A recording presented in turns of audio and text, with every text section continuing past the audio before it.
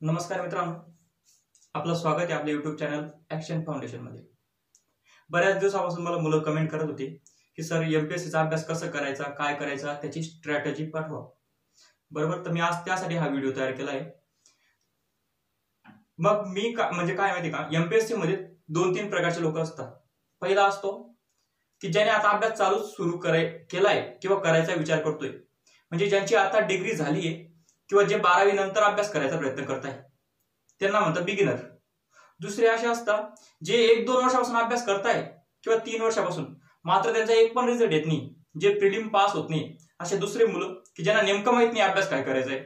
आणि तिसरी मुलं अशी असतात की ज्यांना समजतं अभ्यास काय करायचा आहे, काय केलं पाहिजे, मात्र त्यांचा रिझल्ट 1-1, 2-2 मार्कांनी जातोय, म्हणजे जे प्रिलिम 1-2 मार्कांनी फेल होत आहे किंवा मेन्स 1-2 मार्कांनी फेल होत आहे, असे तिसऱ्या कॅटेगरीची मुलं। तर मी आज हा व्हिडिओ फक्त बिगिनर्स लोकांसाठी टाकतोय की ज्यांचं नवीन क्षेत्र, ज्यांना माहित नाही अभ्यास कसा करायचा, त्या बिगिनर लोकांसाठी हा व्हिडिओ टाकतोय। बाकीच्या 2 लोकांसाठी मी नंतर पुढचा व्हिडिओ टाकेल। बरोबर, तर पहिले आपला आता समजा करिअरचा विषय, आपण इंजिनिअरिंग केली किंवा कोणतीही डिग्री घेतली, आपण लास्ट इयर झालं, त्यावेळेस आपल्या डोळ्यासमोर भरपूर प्रश्न असतात, डोक्यासमोर, की पहिला असं असतं चालू असतं डोक्यात की आपण प्रायव्हेट जॉब केला पाहिजे का गव्हर्नमेंट जॉब केला पाहिजे, किंवा दुसरं काही अदर एक्झामचा अभ्यास केला पाहिजे का। म्हणजे जेव्हा मी इंजिनिअरिंग झाली माझी, बरोबर, तर जेव्हा लास्ट इयर झालं तेव्हा माझ्यासमोर 2-3 प्रकारचे ऑप्शन होते। पहिलं तर मी गेटचा अभ्यास करू शकत होतो किंवा जीआरईचा अभ्यास करू शकत होतो किंवा प्रायव्हेट जॉब करू शकत होतो किंवा हे एमपीएससी सारख्या एक्झामचा अभ्यास करू शकत होतो। तर अशा वेळेस निर्णय घेण्याचं काय असतं बघा, मी स्वतःला मला माहित होतं की मी इंजिनियर कसा झालोय। मी गव्हर्नमेंट कॉलेज जळगावला इंजिनिअरिंग केली। मी फक्त काय करायचो, रात्री अभ्यास करायचो आणि दुसऱ्या दिवशी पेपर देऊन पास व्हायचो। त्याच्या व्यतिरिक्त माझा इंजिनिअरिंगशी काही संबंध नव्हता। म्हणजे मला माहित होतं मी झालो तरी एकदम खराब इंजिनियर होणार आहे। मग त्याच्यामुळे इंजिनिअरिंगच्या जेवढे एक्झाम आहेत, जसं गेट, जीआरई वगैरे कोणत्याही, त्या एक्झाम देण्यासाठी मला माहित होतं की माझी क्षमता नाहीये, मी 4 वर्ष अभ्यास केलेला नाहीये, मग तिकडे मी जास्त टिकणार नाही, हे पहिले माझ्या डोक्यात होतं। मग आता माझ्यासमोर 2 ऑप्शन उरले, एक तर मी गव्हर्नमेंट सेक्टरचा म्हणजे एमपीएससी किंवा युपीएससीचा अभ्यास करू शकतो, किंवा दुसरं मी प्रायव्हेट जॉब करू शकतो। मग प्रायव्हेट जॉब आणि गव्हर्नमेंट जॉब मध्ये मेन फरक काय असतो हे तुम्हाला माहित राहिलं तर तुम्हाला डिसिजन घेणं सोपं जाईल। बरोबर, तर पहिले असं सांगतो मी, गव्हर्नमेंट जॉब मध्ये रिलॅक्सेशन जास्त असतं। गव्हर्नमेंट जॉब मध्ये रिलॅक्सेशन जास्त असतं म्हणजे कसं, मी टॅक्स असिस्टंट म्हणून जॉईन झालो तेव्हा माझ्या लक्षात आलं किंवा मला समजलं की जेवढी मेहनत अभ्यास करण्यात होती ना, जितका मी अभ्यास करत होतो नोकरी लागण्यासाठी, त्याच्यापेक्षा कमी मेहनत आहे जॉबवर करण्यासाठी। तिथे काय 5-6 तास बसायचंय, म्हणजे जे आहे ते काम करायचंय, नंतर घरी यायचंय। इथे अभ्यास करताना कसं होतं, रोज टेन्शन राहायचं, पास व्हायचंय वगैरे। बरोबर, म्हणजे जितका अभ्यास करण्यामध्ये एफर्ट्स लागताय ना, तेवढं जॉब करण्यामध्ये एफर्ट्स लागत नाही गव्हर्नमेंट जॉबचे। प्रायव्हेट जॉब मध्ये काय असतं, प्रायव्हेट जॉब मध्ये आधी जॉब लागण्यासाठी मेहनत लागते। बरोबर, तुम्हाला रेफरन्स दाखवावा लागतो, त्या कुठेतरी कंपनीत तुमचं सिलेक्शन होतं, कंपन्यात फिरावं लागतं इकडे तिकडे, मग तुमचा जॉब लागतो। म्हणजे तुम्हाला जॉब लागण्यासाठी मेहनत घ्यावीच लागते प्रायव्हेट मध्ये सुद्धा। पण जेव्हा तुम्ही जॉब लागून जातो तेव्हा रोज तुम्हाला 8 तास चांगलं काम करायचं जे, तरच कंपनी तुम्हाला ठेवणार आहे। बरोबर, आणि त्यात पण शिफ्ट, रात्रीची शिफ्ट 8 वाजता, कधी दुपारची शिफ्ट, म्हणजे अशा 3-3 शिफ्ट असतात। तसं गव्हर्नमेंट वाल्याचं राहत नाही, सकाळी 10 ला गेलं म्हणजे संध्याकाळी 6 ला येणार आहे तुम्ही। बरोबर, म्हणजे हा मेन फरक असतो की रिलॅक्सेशन जास्त असतं। गव्हर्नमेंट मध्ये सुट्ट्या पण व्यवस्थित ऍडजस्ट होऊन जातात। तुम्ही बघा, गव्हर्नमेंट वाले बिचारे बरोबर टाइमशीर घरी येऊन जातात दिवाळी आखाजीला, तसं प्रायव्हेट वाल्याचं राहत नाही बिचारांना। प्रायव्हेटला 2-3 दिवस दिवाळीला सुट्ट्या भेटतात किंवा लग्नाला सुद्धा 2-3 दिवस सुट्ट्या भेटतात त्यांना। म्हणजे प्रायव्हेट वाल्यांपेक्षा गव्हर्नमेंट वाल्यांची लाईफ रिलॅक्स असते, हा पहिला मुद्दा। दुसरं, गॅरंटी असते। म्हणजे कसं, 2 वर्षानंतर अभ्यास करून तुम्ही जेव्हा जॉबला लागता तेव्हा तुम्हाला समजतंय की 60 वर्ष तुम्ही जॉब करणार आहे। तुम्हाला जॉब एकदम विचित्र परिस्थिती तुम्हाला कोणतरी जॉबवरून काढू शकतं, अन्यथा जॉबवरून काढता येत नाही। म्हणजे बघा, आता कोरोना सारखं संकट आलंय, मी मुंबईला जॉब करतो पण मी घरी आलो सुट्ट्या घेऊन आणि मी इकडे अटकून गेलो। आता रेल्वे बनून गेला, मला मुंबई जाता येत नाही, म्हणजे माझा जॉब सध्या बंद आहे, मी सुट्ट्यांवर घरी आहे। मग मी जेव्हा 2-3 महिन्यानंतर जॉबला जाईल तेव्हा माझा जॉब तिथून कंटिन्युअस होऊन जाईल। बरोबर, म्हणजे माझा जॉब चालू होऊन जाईल। तसं प्रायव्हेट वाल्यांचं आहे का? आज जगावर एवढी मोठी मंदी येणार आहे, कारण काय, कंपन्या 2-3 महिन्यापासून बंद आहेत। बरोबर, म्हणजे प्रत्येक कंपनी 2-3 महिने बंद होऊन गेली, अजून 1-2 महिने पुढे बंद राहू शकते। कंपनी स्वतः लॉस मध्ये जाते, त्यांचं प्रोडक्शन बंद आहे, मग ते तेवढ्या वर्कर्सला कशाला पैसे ठेवेल, बरं त्यांचा पगार कशाला देईल? म्हणजे ते काय करतील, म्हणजे वर्कर्स काढायचा विचार करू शकतात ते, की आता एवढी मोठी मंदी आली आहे तर जॉब जाण्याचे चान्सेस भरपूर जास्त आहेत, असं व्हायला तर नको पण होऊ शकतं। बरोबर, म्हणजे आपण डोळे बंद केल्यावर संकट चाललं जात नाही, त्याच्यामुळे एखाद्या वेळेस कंपनीवर मोठं संकट आलं तर ते त्यांचे वर्कर्स काढू शकतात। म्हणजे जे वर्कर तिथे जॉब करताय प्रायव्हेट मध्ये, त्यांना गॅरंटी आहे का? नाहीये। बरोबर. तसं गव्हर्नमेंट वाल्याचं राहत नाही. गव्हर्नमेंट वाल्याला गॅरंटी चांगली असते. तुम्ही एकदा लागून गेले तर त्यानंतर 60 वर्ष जवळपास तुम्ही सेफ होऊन गेलेले असता. हा एक गव्हर्नमेंट जॉबचा फायदा असतो. तिसरं रिस्पेक्ट. तुम्ही बघा गव्हर्नमेंट वाल्याकडे बघण्याचा दृष्टिकोन थोडा चांगला असतो समाजाचा. समाजातील लोक गव्हर्नमेंट वाल्या जॉबवाल्याला व्यवस्थित बघतात. मग तो पोलीस असो, शिपाई असो किंवा आर्मीमध्ये असो. बरोबर. तर म्हणजे एक 60,000 रुपयावर काम करणारा इंजिनियर घ्या तुम्ही कंपनीत, त्याच्याकडे बघण्याचा दृष्टिकोन बघा. आणि 60,000 रुपयाच्या जॉबवर पैशांवर काम करणारा PSI बघा. PSI कडे बघण्याचा दृष्टिकोन चांगला असतो समाजाचा. वास्तविकता असं नाही पाहिजे, पण तसं आहे. आपण काय जे आहे ते समाजात चालू आहे ते चालू आहे. बरोबर. म्हणजे गव्हर्नमेंट जॉबवाल्याकडे बघण्याचा दृष्टिकोन चांगला आहे लोकांचा, जास्त चांगला आहे. असं नाही की खराब आहे प्रायव्हेट वाल्यांकडे बघण्याचा, पण गव्हर्नमेंट वाल्याकडे बघताना रिस्पेक्ट जास्त मिळत असते. हे सत्य आहे. पहिले मला पण तसं वाटायचं नाही, पण ते खरं आहे. बरोबर. आणि तुम्ही बघत असाल डे बाय डे लाईफ मध्ये तुम्हाला ते अनुभव असेल. बरोबर. मग आता मी काय सांगितलं, गव्हर्नमेंट जॉब मध्ये रिलॅक्सेशन, रिस्पेक्ट आणि गॅरंटी जास्त आहे प्रायव्हेट पेक्षा. मग याचा अर्थ प्रायव्हेट जॉब करू नये का, असं नाही होत. तुमच्या इंटरेस्टवर ते डिपेंड करत असतं. म्हणजे जर तुम्ही प्रायव्हेट जॉब करताय गुगल कंपनीमध्ये, गुगल प्रायव्हेट कंपनी, तुम्ही गुगल कंपनीमध्ये जॉब करताय तर तुम्हाला रिस्पेक्ट जास्तच राहील. बरोबर. तुम्हाला रिलॅक्सेशन जास्त राहील, पैसा पण जास्त राहील. पण गुगलमध्ये लागू शकतो का आपण? गुगलमध्ये 1 लाख मध्ये एखादा माणूस लागू शकतो, गुगल किंवा अमेझॉन अशा मोठ्या कंपन्यांमध्ये. बरोबर. मग 1 लाख लोकांमध्ये एकटा माणूस लागतोय. बाकीचे 99,999 लोकांसाठी मी बोलतोय, जे आपल्यासारखे कॉमन आहेत. आपल्यासारखे कॉमन लोक काय करतात, 10,000चा जॉब करायचा असतो आपल्याला, किंवा आपल्याला गव्हर्नमेंटचा अभ्यास करायचा असतो. मग अशा लोकांमध्ये सांगतो मी, आपल्याला अशा लोकांमध्ये करिअर निवडायचं असेल तर आपण या प्रायोरिटीज बघू शकतो. बरोबर. गुगल, अमेझॉन मध्ये लागण्यासाठी फार मेहनत घ्यावी लागते. प्रायव्हेट कंपनीमध्ये, इतक्या चांगल्या प्रायव्हेट कंपनीमध्ये लागण्यासाठी फार अभ्यास करावा लागतो. त्यापेक्षा तुम्ही कधी पण प्रायव्हेट म्हणजे गव्हर्नमेंटचा अभ्यास सोपा जातो त्या मनाने.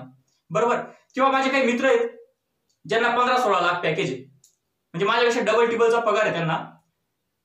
ते NIT किंवा IIT मध्ये शिकलेत, त्यांना तेवढा पगार आहे, त्यांना चांगला जॉब आहे माझ्यापेक्षा. पण NIT आणि IIT मध्ये शिकणारे किती लोक असतात? तर 1000 पैकी 2 किंवा 3 लोक तिथे शिकतायत. बाकीचे 997 लोकांसाठी बोलतोय मी, कॉमन लोकांसाठी. जर तुम्हाला 10,000चा जॉब करायचा आहे, 20,000चा जॉब करायचा आहे प्रायव्हेट मध्ये आणि गव्हर्नमेंट एक्झामचा अभ्यास करायचा आहे, तर तुम्ही या गोष्टी डोक्यात ठेवू शकता आणि मग निर्णय घेऊ शकता. आणि शेवटी हे तुमच्या चॉईसवर डिपेंड करत असतं. जर तुम्हाला क्रिकेटर व्हायचंय, बरोबर, तर तुम्हाला मी किती पण सांगितलं की कलेक्टर झाल्यावर इतका फायदा होतो, तर तुम्हाला क्रिकेटर व्हायचंय, तुम्ही कलेक्टर होऊन तेवढा आनंदी राहू शकत नाही. तुमच्या इंटरेस्टवर डिपेंड करत असतं की तुम्हाला प्रायव्हेट करायचंय, गव्हर्नमेंट करायचंय का दुसरं काही करायचंय. बरोबर. पण या सर्व गोष्टी डोक्यात राहू द्या आणि मग निर्णय घ्या की तुम्हाला करायचं काय. त्यानंतर तुम्ही MPSCचा अभ्यास सुरू केला. MPSCचा अभ्यास म्हणजे काय? MPSCचा अर्थ असतो महाराष्ट्र पब्लिक सर्व्हिस कमिशन. म्हणजे महाराष्ट्रात जेवढे सरकारी नोकर लागतायत राज्य सरकारच्या संबंधित, ते हे MPSC एक बोर्ड आहे जी परीक्षा घेतं फक्त. आणि ते परीक्षा घेऊन जे मुलं निवडतं आणि त्या मुलांना सरकारला सांगतं की तुम्ही याला PSI करून घ्या, याला STI करून घ्या, याला डेप्युटी कलेक्टर करून घ्या. बरोबर. असा म्हणजे एवढं काम ते आयोग करत असतं. म्हणजे MPSC हे बोर्ड जेवढ्या एक्झाम घेतं त्यांना आपण MPSCच्या परीक्षा म्हणतो. आता मी फक्त MPSCच्या परीक्षांबद्दल बोलणार आहे. बरोबर. मग तुम्ही एवढा सर्व विचार केला करिअरचा आणि मग तुम्ही निर्णय घेतला की तुम्हाला गव्हर्नमेंट जॉब करायचा आहे, गव्हर्नमेंट जॉब करायचा आहे. मग त्यासाठी तुम्हाला अभ्यास करायचा आहे. बरोबर. तुम्ही एवढं फिक्स करून घेतलं. मग पहिला प्रॉब्लेम काय असतो माहिती का, आपल्या गावामध्ये मला पण आले ते अडचण की आपल्या गावामध्ये बरेच लोक आपल्याला काही पण सांगत असतात की त्याचा अभ्यास एकदम अवघड आहे आणि ते कोणी होत नाही असं साधारण. आणि आपल्या गावामध्ये कोणतरी एखादा अभ्यास केलेला असतो 5-6 वर्षापूर्वी किंवा 10 वर्षापूर्वी, ते आपल्याला त्याचं उदाहरण देतात की त्याने पण अभ्यास केला होता पण तो कुठे झाला. बरोबर. मग ते आपल्याला असे लोकांचं उदाहरण देत असतात. बघा मित्रांनो, एकदा तुम्ही अभ्यास करायचं ठरवून घेतलं, मग कोण पास झालाय कोण फेल झालाय आपल्याला त्याचा घेणं देणं राहत नाही. ते आपल्याला मॅटर करतच नाही. आपल्याला अभ्यास करायचा तर करायचा आहे, बाकी गोष्टींचा विचार करायचा नाही. आणि कोणीतरी आधी अभ्यास केला होता म्हणून म्हणजे तो आधी करत होता, तो फेल झाला म्हणून आपण फेल होऊ असं नाहीये. म्हणजे तुम्हाला मी एक गोष्ट सांगतो, मायस्पेस नावाचा ऍप होता फेसबुकच्या अगोदर, व्हॉट्सअपच्या अगोदर ब्लॅकबेरी नावाचं ऍप होतं, टिकटॉकच्या अगोदर वाईन नावाचं ऍप होतं. पण हे तिघी ऍप कोणालाच माहित नाही. टिकटॉक सर्वांना माहितीये, फेसबुक सर्वांना माहितीये, पण त्यांच्या आधी कोणतं ऍप होतं कोणालाच माहित नाही. कारण काय, कोण अगोदर करतं ते महत्वाचं नाहीये, कोण चांगलं करतं ते जास्त महत्वाचं आहे. म्हणजे तुमच्या आधी कोण अभ्यास करतो ते महत्वाचं नाहीये, तुम्ही त्याच्यापेक्षा जास्त अभ्यास करायचा आहे, चांगला अभ्यास करायचा, तुम्ही नक्की पास होणार आहे. बरोबर. तर हा न्यूनगंड काढून टाका की आपल्याने होईल का नाही होईल. आपण फक्त एकदा निर्णय घ्या की आपल्याला गव्हर्नमेंट जॉब मध्ये लागायचंय आणि मग तो अभ्यास करायचा आहे. बाकी आपल्याला काही घेणं नाही, कोण पास झालाय कोण फेल झालाय, हे क्लिअर करून घ्या. आता दुसरा महत्वाचा क्वेश्चन, आपण डिग्रीमध्ये 2-3 वर्ष पैसे घातलेला होता किंवा 4 वर्ष पैसे घातलेला होता, त्यानंतर आपल्याकडे पैशांचा फार अडचण असते. मग अशा वेळेस आपल्या डोक्यात पहिला प्रश्न असतो की किती खर्च येईल MPSCचा अभ्यास करताना. तर मित्रांनो विशेष खर्च नाहीये. म्हणजे काय, फक्त पुस्तकं तर घ्यायचे, पुस्तकं 200 किंवा 300 रुपयाला भेटतात कोणत्याही विषयाचं एक पुस्तक. जर तुमच्याकडे 300 रुपयाचं पुस्तक घेतलं जात नाही, तुम्ही काय करू शकता, झेरॉक्स करू शकता, झेरॉक्सवर अभ्यास करा. झेरॉक्सला तर पैसे कमी लागतात ना, इतके पैसे आपण करू शकतो. आता इतर खर्च कोणता आहे, तर इतर खर्च तुमच्यावर डिपेंड करतं. एखादा मुलगा 3000 मध्ये सुद्धा महिना काढू शकतो, एखादा मुलगा 10,000 रुपये पण अपूर्ण पडतात. जर तुम्ही पाय फिरणार आहेत तर तुम्हाला काय लागतंय, फक्त 250 रुपयाची सॅन्डल लागते. जर तुम्ही मोटरसायकलवर फिरताय तुम्हाला रोज 100 रुपयाचं पेट्रोल लागणार आहे. जर तुम्ही 4 व्हीलर मध्ये फिरताय तुम्हाला रोज 200 रुपयाचं 300 रुपयाचं डिझेल लागणार आहे. म्हणजे ते तुमच्या इतर खर्चावर डिपेंड करतं की पैसे किती लागतात. वास्तविक एमपीएससी साठी काही जास्त खर्च लागत नाही, फक्त पुस्तकांचा खर्च आहे, दुसरा कोणताच खर्च नाही.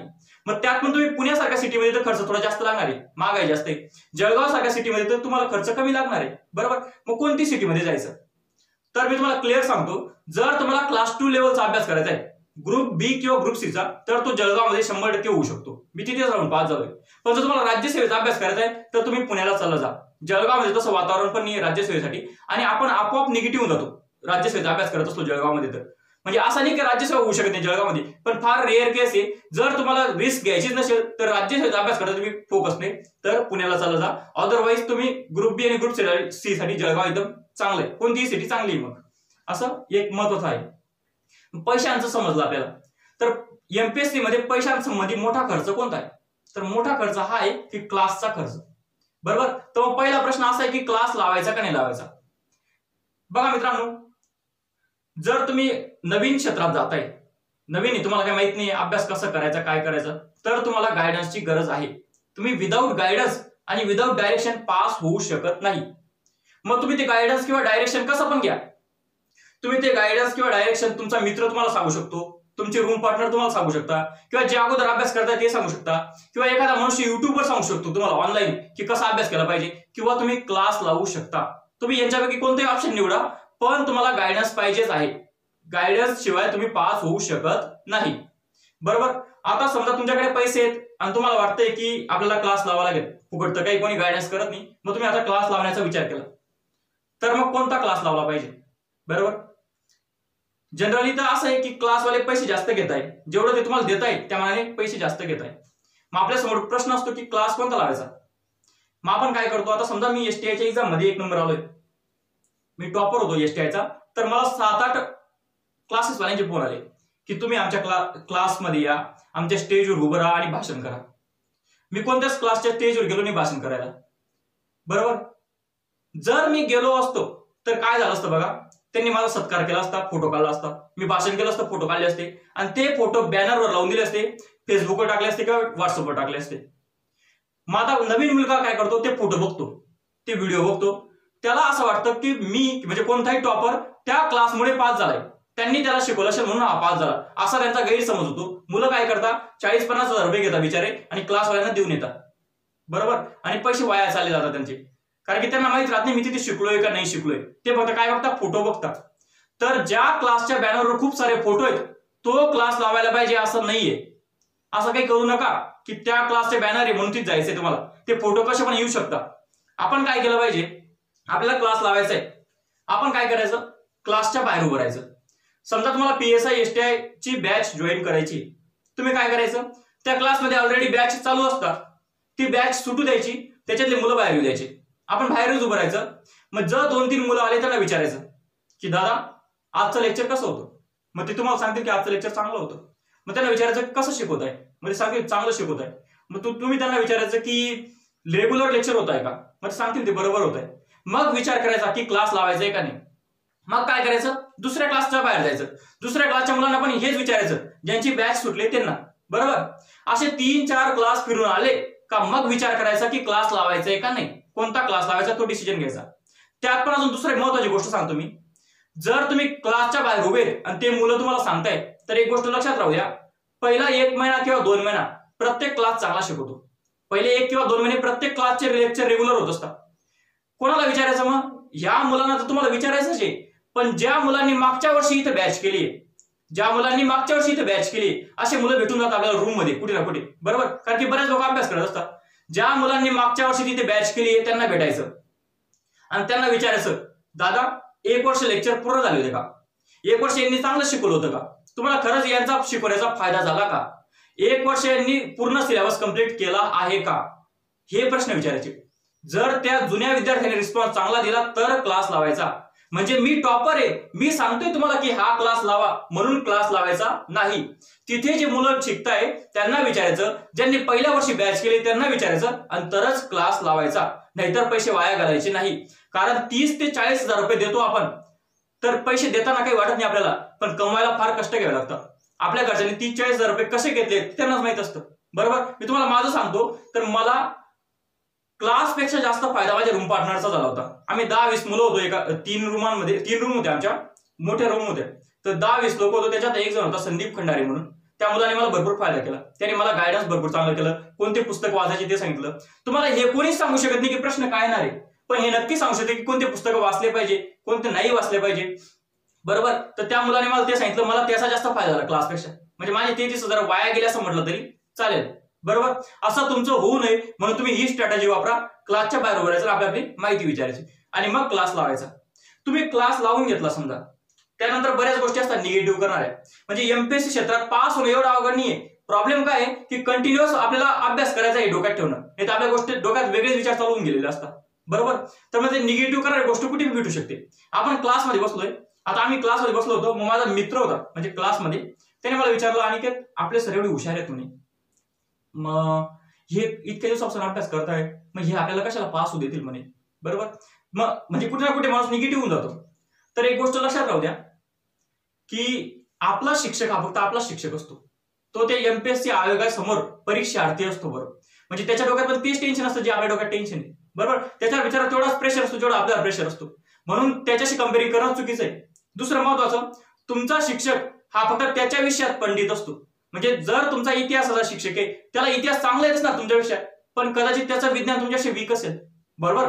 तुमचा विज्ञानचा शिक्षक आहे, त्याचं विज्ञान तुमच्यापेक्षा चांगलं असणार, पण त्याचं गणित तुमच्याशी वीक असू शकतो. म्हणजे त्या माणसाचे त्याचे निगेटिव्ह पॉईंट असतात, त्याचे पॉझिटिव्ह पॉईंट असतात. आपल्याला काय करायचंय, त्याचा जो विषय तो आपल्याला शिकून घ्यायचा आहे, त्याने ज्या चुका केल्या त्या आपल्याला करायच्या नाहीत. बस एवढं डोक्यात ठेवा. आपली कॉम्पिटिशन त्याच्याशी नाहीच आहे. म्हणजे मी तुम्हाला एक गोष्ट सांगतो बघा, पीएसआय प्रिलिमचं मेरिट जनरली 44 मार्क्स लागतं. जनरली किती लागतं? 44 मार्क. कधी कधी ते 42 होऊन जातं, कधी कधी ते 46 होऊन जातं, पण ऑन एन ऍव्हरेज मेरिट किती लागतंय? 44 मार्क्स.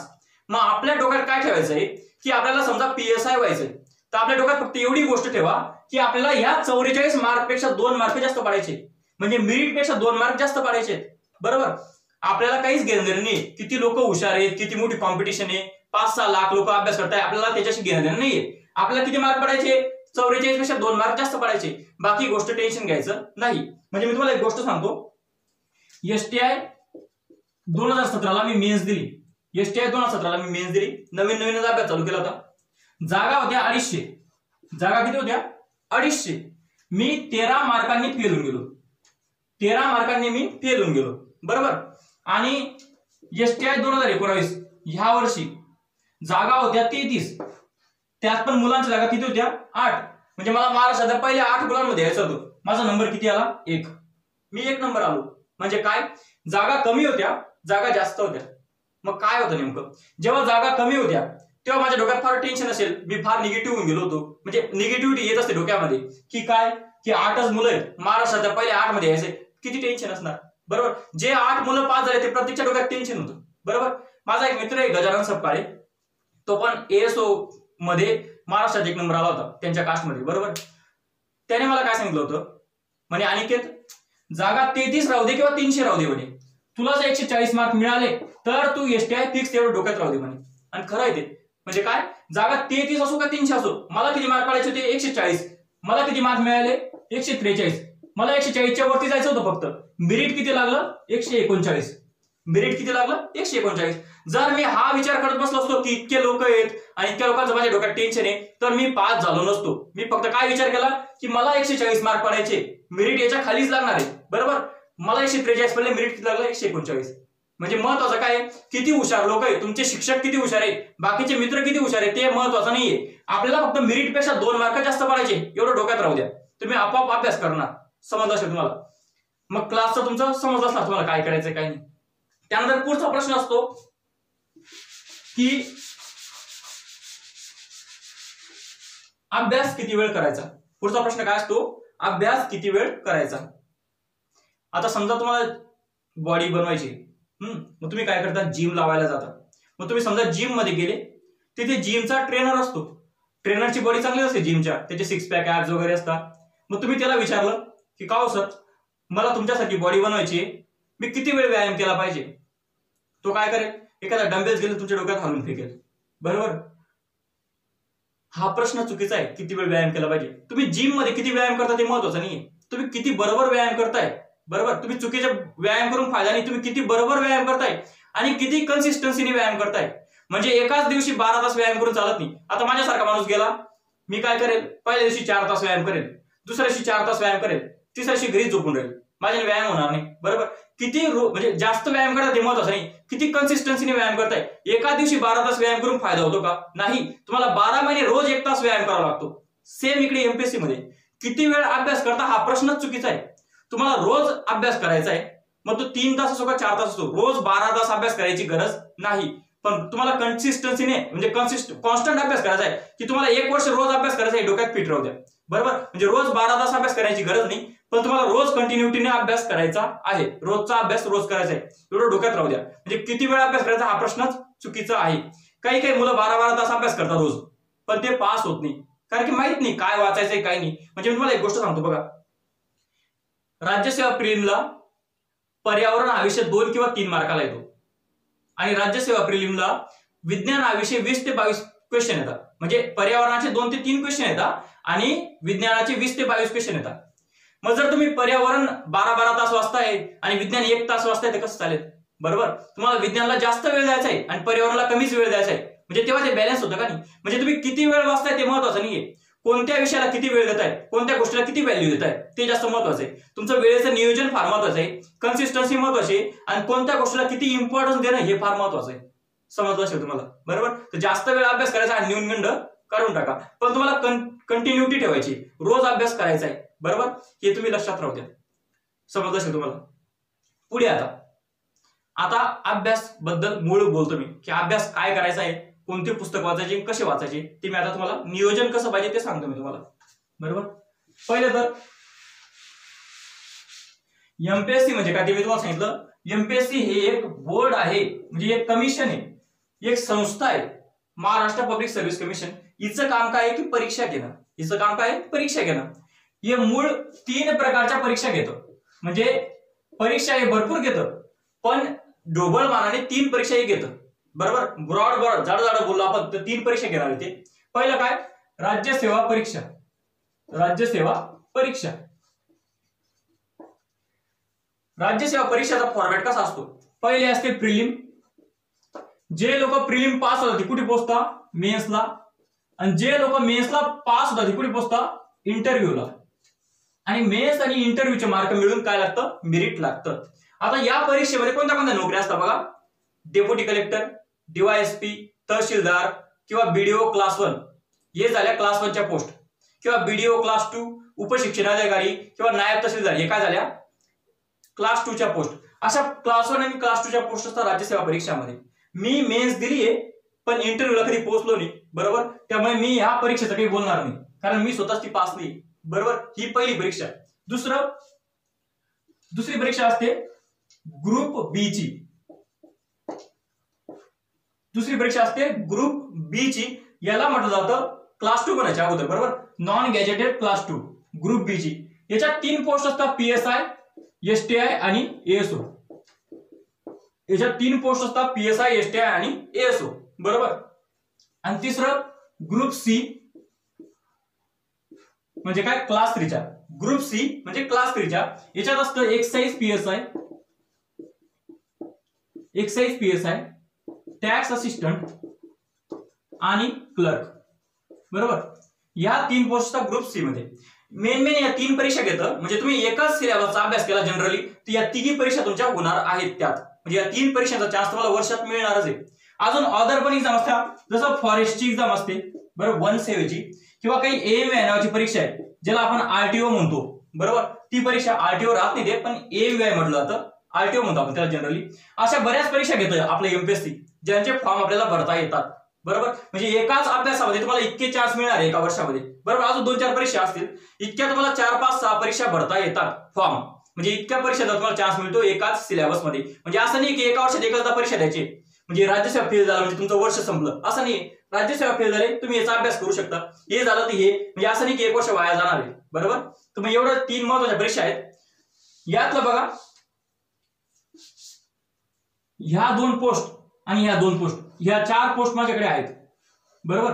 या 4 पोस्ट मी पास आहे, त्यामुळे मी या दोघी परीक्षांचं सांगतो. या ही परीक्षा काय मी पास नाही, मग त्या परीक्षेबद्दल मी काही बोलत नाही. या 2 परीक्षांचा मी तुम्हाला अभ्यास कसा करायचा, काय करायचा ते सांगतो तुम्हाला, बरोबर. एक्साइज पीएसआय मी कधीच पास झालो नाहीये, आणि पीएसआय मी 4 वेळेस पास झालोय. म्हणजे 4 वेळेस मी प्रिलिम पास झालो, मेन्स दिली, बरोबर. फक्त मी मेन्स पास झालो, पण मी फिजिकल किंवा ग्राउंडला कधीच गेलो नाही.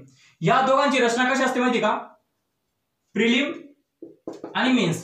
तुम्ही प्रिलिम पास झाले, मेन्सला बसता, मेन्स पास झाले तुम्ही नोकरीला लागून जाता, बरोबर. प्रिलिम पास झाले मेन्सला पास झाले तुम्ही नोकरीला लागून जाता, ह्या दोघांसाठी. मग याच्याही पोस्ट मला मिळाल्या आहे. पीएसआयचं काय असतं, प्रिलिम असते, मेन्स असते, त्यानंतर फिजिकल म्हणजे ग्राउंड असतं, बरोबर, आणि त्यानंतर इंटरव्ह्यू असतो, बरोबर. पीएसआयचा फिजिकल मी कधीच दिला नाही, मेन्स पास होत गेलो, बरोबर. म्हणजे पीएसआय अशी पोस्ट आहे जिची प्रिलिम मी कधीच फेल झालो नाही. पीएसआयची प्रिलिम मी कधीच फेल झालो नाही. म्हणजे मी माझ्या घरी सांगून दिलं होतं की जर माझ्याने काहीच झालं नाही म्हटलं एमपीएससी मध्ये, तर मी पीएसआयची वर्दी घालून घरी येऊन जाईल, बरोबर.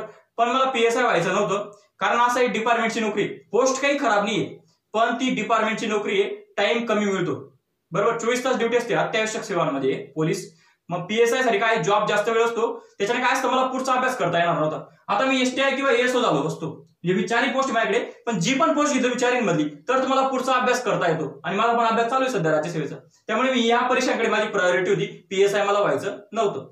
इतकं तुम्हाला समजलं असेल, बरोबर. या 4 पोस्ट माझ्याकडे आहेत, मी यांचा अभ्यास सांगतो आता काय करायचं काय नाही. आता पुढे म्हणजे एकाच सिलेबस मध्ये तुम्ही इतक्या परीक्षा देऊ शकता. मग याची स्ट्रॅटेजी कशी असते, याची फॉर्मॅट कसा असतो, पहिले प्रिलिम असते, प्रिलिमला एक पेपर असतो प्रिलिमला, सर्व पोस्टसाठी कॉमन पेपर असतो. म्हणजे या परीक्षेचा एकच कॉमन पेपर होईल, या परीक्षेचा एकच कॉमन पेपर होईल, बरोबर. प्रिलिमला एक पेपर असतो, एका तासाचा पेपर असतो, एका तासाचा 100 प्रश्न असतात, 100 प्रश्न असतात 100 मार्कांसाठी, बरोबर. हे झालं प्रिलिमचा अभ्यास. त्यानंतर मेन्सला काय असतं माहिती का, मेन्सला पेपर 1 असतो आणि पेपर 2 असतो, बरोबर. पेपर 1 मध्ये काय असतं, लँग्वेज असते.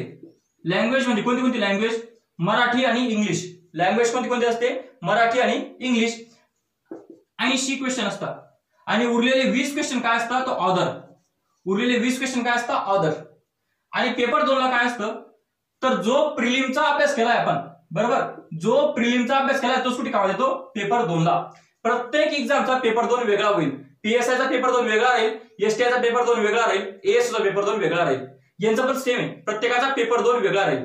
पेपर 2चा अभ्यास आपला कुठे झालेला असतो, तर प्रिलिम मध्ये आपला त्याचा अभ्यास होऊन गेलेला असतो. पेपर 1 म्हणजे मेन्सचा जो अभ्यास आहे याचा, म्हणजे इतका अभ्यास तुमचा एकाच वेळेस होणार आहे. हा जो पेपर 1चा अभ्यास आहे लँग्वेजचा, तो अभ्यास तुम्हाला स्वतंत्र करायचा असतो मेन्सच्या वेळेस. तो केव्हा करायचा असतो, मेन्सच्या वेळेस करायचा असतो, बरोबर. म्हणजे तुमचा एकाच अभ्यासामध्ये प्रिलिम आणि मेन्सचा बराच पार्ट कव्हर होऊन गेलेला असतो. इतकं तुम्हाला समजलं असेल. अजून काही याच्यामध्ये बस इतकंच लक्षात राहू द्या. आणि एक लक्षात राहू द्या, आपली परीक्षा कशी राहणार आहे, तो ऑप्शनल परीक्षा राहील आपली. म्हणजे असं नाहीये की डिस्क्रिप्टिव्ह नाहीये, तुम्हाला पेपर 10वी सारखा लिहायचा नाहीये. तुम्हाला कसं राहील, 4 ऑप्शन दिलेले राहतील आणि ते 4 ऑप्शन तुम्हाला उत्तर गोल करायचं असेल, असा परीक्षा होईल आपली. डिस्क्रिप्टिव्ह पेपर होणार नाही आपला, एवढं लक्षात राहू द्या. समजलं असेल तुम्हाला इतकं. आता अभ्यासाची सुरुवात कशी करायची,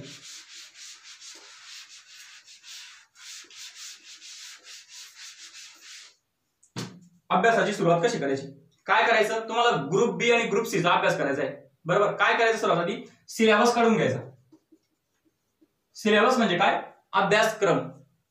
या सिलेबस मध्ये काय दिलेलं असतं माहिती का, की कोणते कोणते विषय परीक्षेला आहेत, कोणते विषय परीक्षेला आहेत, कोणते टॉपिक परीक्षेमध्ये विचारणारे, ते आपल्याला कुठे मिळून जातं, सिलेबस मध्ये. आयोगाच्या वेबसाईटवर याचा सिलेबस मिळून जातो, किंवा कोणत्याही झेरॉक्सवाल्याकडे जातो मी, जिथे कॉम्पिटेटिव्ह एक्झाम चालू आहे ते झेरॉक्सवाल्याकडे मिळून जातो. सर्वात अगोदर काय करायचं, सिलेबस घ्यायचा, तो एकदा बघून घ्यायचा, वाचायचं. आपल्याला काय काय समजणार आहे त्याच्यामध्ये, कोणते विषय आपल्याला वाचायचे आहेत, दुसरं कोणते टॉपिक महत्वाचे आहेत. म्हणजे काय असतं माहिती का, तुम्हाला यातनं एक गोष्ट समजते की समजा राज्यघटना हा विषय, हा प्रिलिमला पण कामाचा आहे आणि मेन्सला पण कामाचा आहे, त्याच्यावर थोडं जास्त ताकद लावा. बरोबर, असं म्हणजे तुम्हाला समजतं की कोणते विषय प्रिलिमला पण कामात येणार आहे आणि मेन्सला पण कामात येणार आहे, त्यांचा अभ्यास तुम्हाला चांगला करून ठेवायचा आधीच. बरोबर, दुसरं तुम्हाला समजेल काही टॉपिक असे आहेत जे एकापेक्षा जास्त विषयांमध्ये आहे. म्हणजे जसं बघा, जनगणना हा टॉपिक आहे, सेन्सस हा टॉपिक तुम्हाला भूगोलात पण आहे आणि हाच टॉपिक तुम्हाला अर्थशास्त्रामध्ये पण आहे. म्हणजे तुमच्या डोक्यात एक गोष्ट यायला पाहिजे की हा टॉपिक दोन विषयांमध्ये दिसतोय, म्हणजे याच्यावर एकापेक्षा जास्त प्रश्न पडू शकतात. मग हा टॉपिक चांगला करून ठेवायचा. समजलं, सिलेबसचा फायदा तोच आहे की तुम्हाला समजतं कोणते टॉपिक जास्त महत्वाचे आणि कोणते टॉपिक कमी महत्वाचे. बरोबर, माझा तुम्ही सिलेबस घेतला, सिलेबस वरून तुम्हाला काय काय समजलंय बघा. सिलेबस वरून तुम्हाला विषय समजले. मी तुम्हाला विषय सांगतो कोणते कोणते आहेत. राज्यघटना, भूगोल, इतिहास, विज्ञान,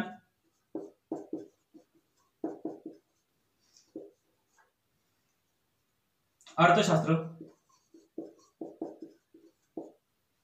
चालू घडामोडी,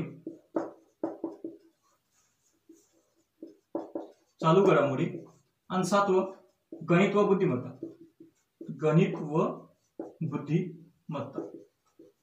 इतके विषय तुम्हाला माहित पडले. हा विषय असतो 10 क्वेश्चन असतात याचे, 10 मार्काला.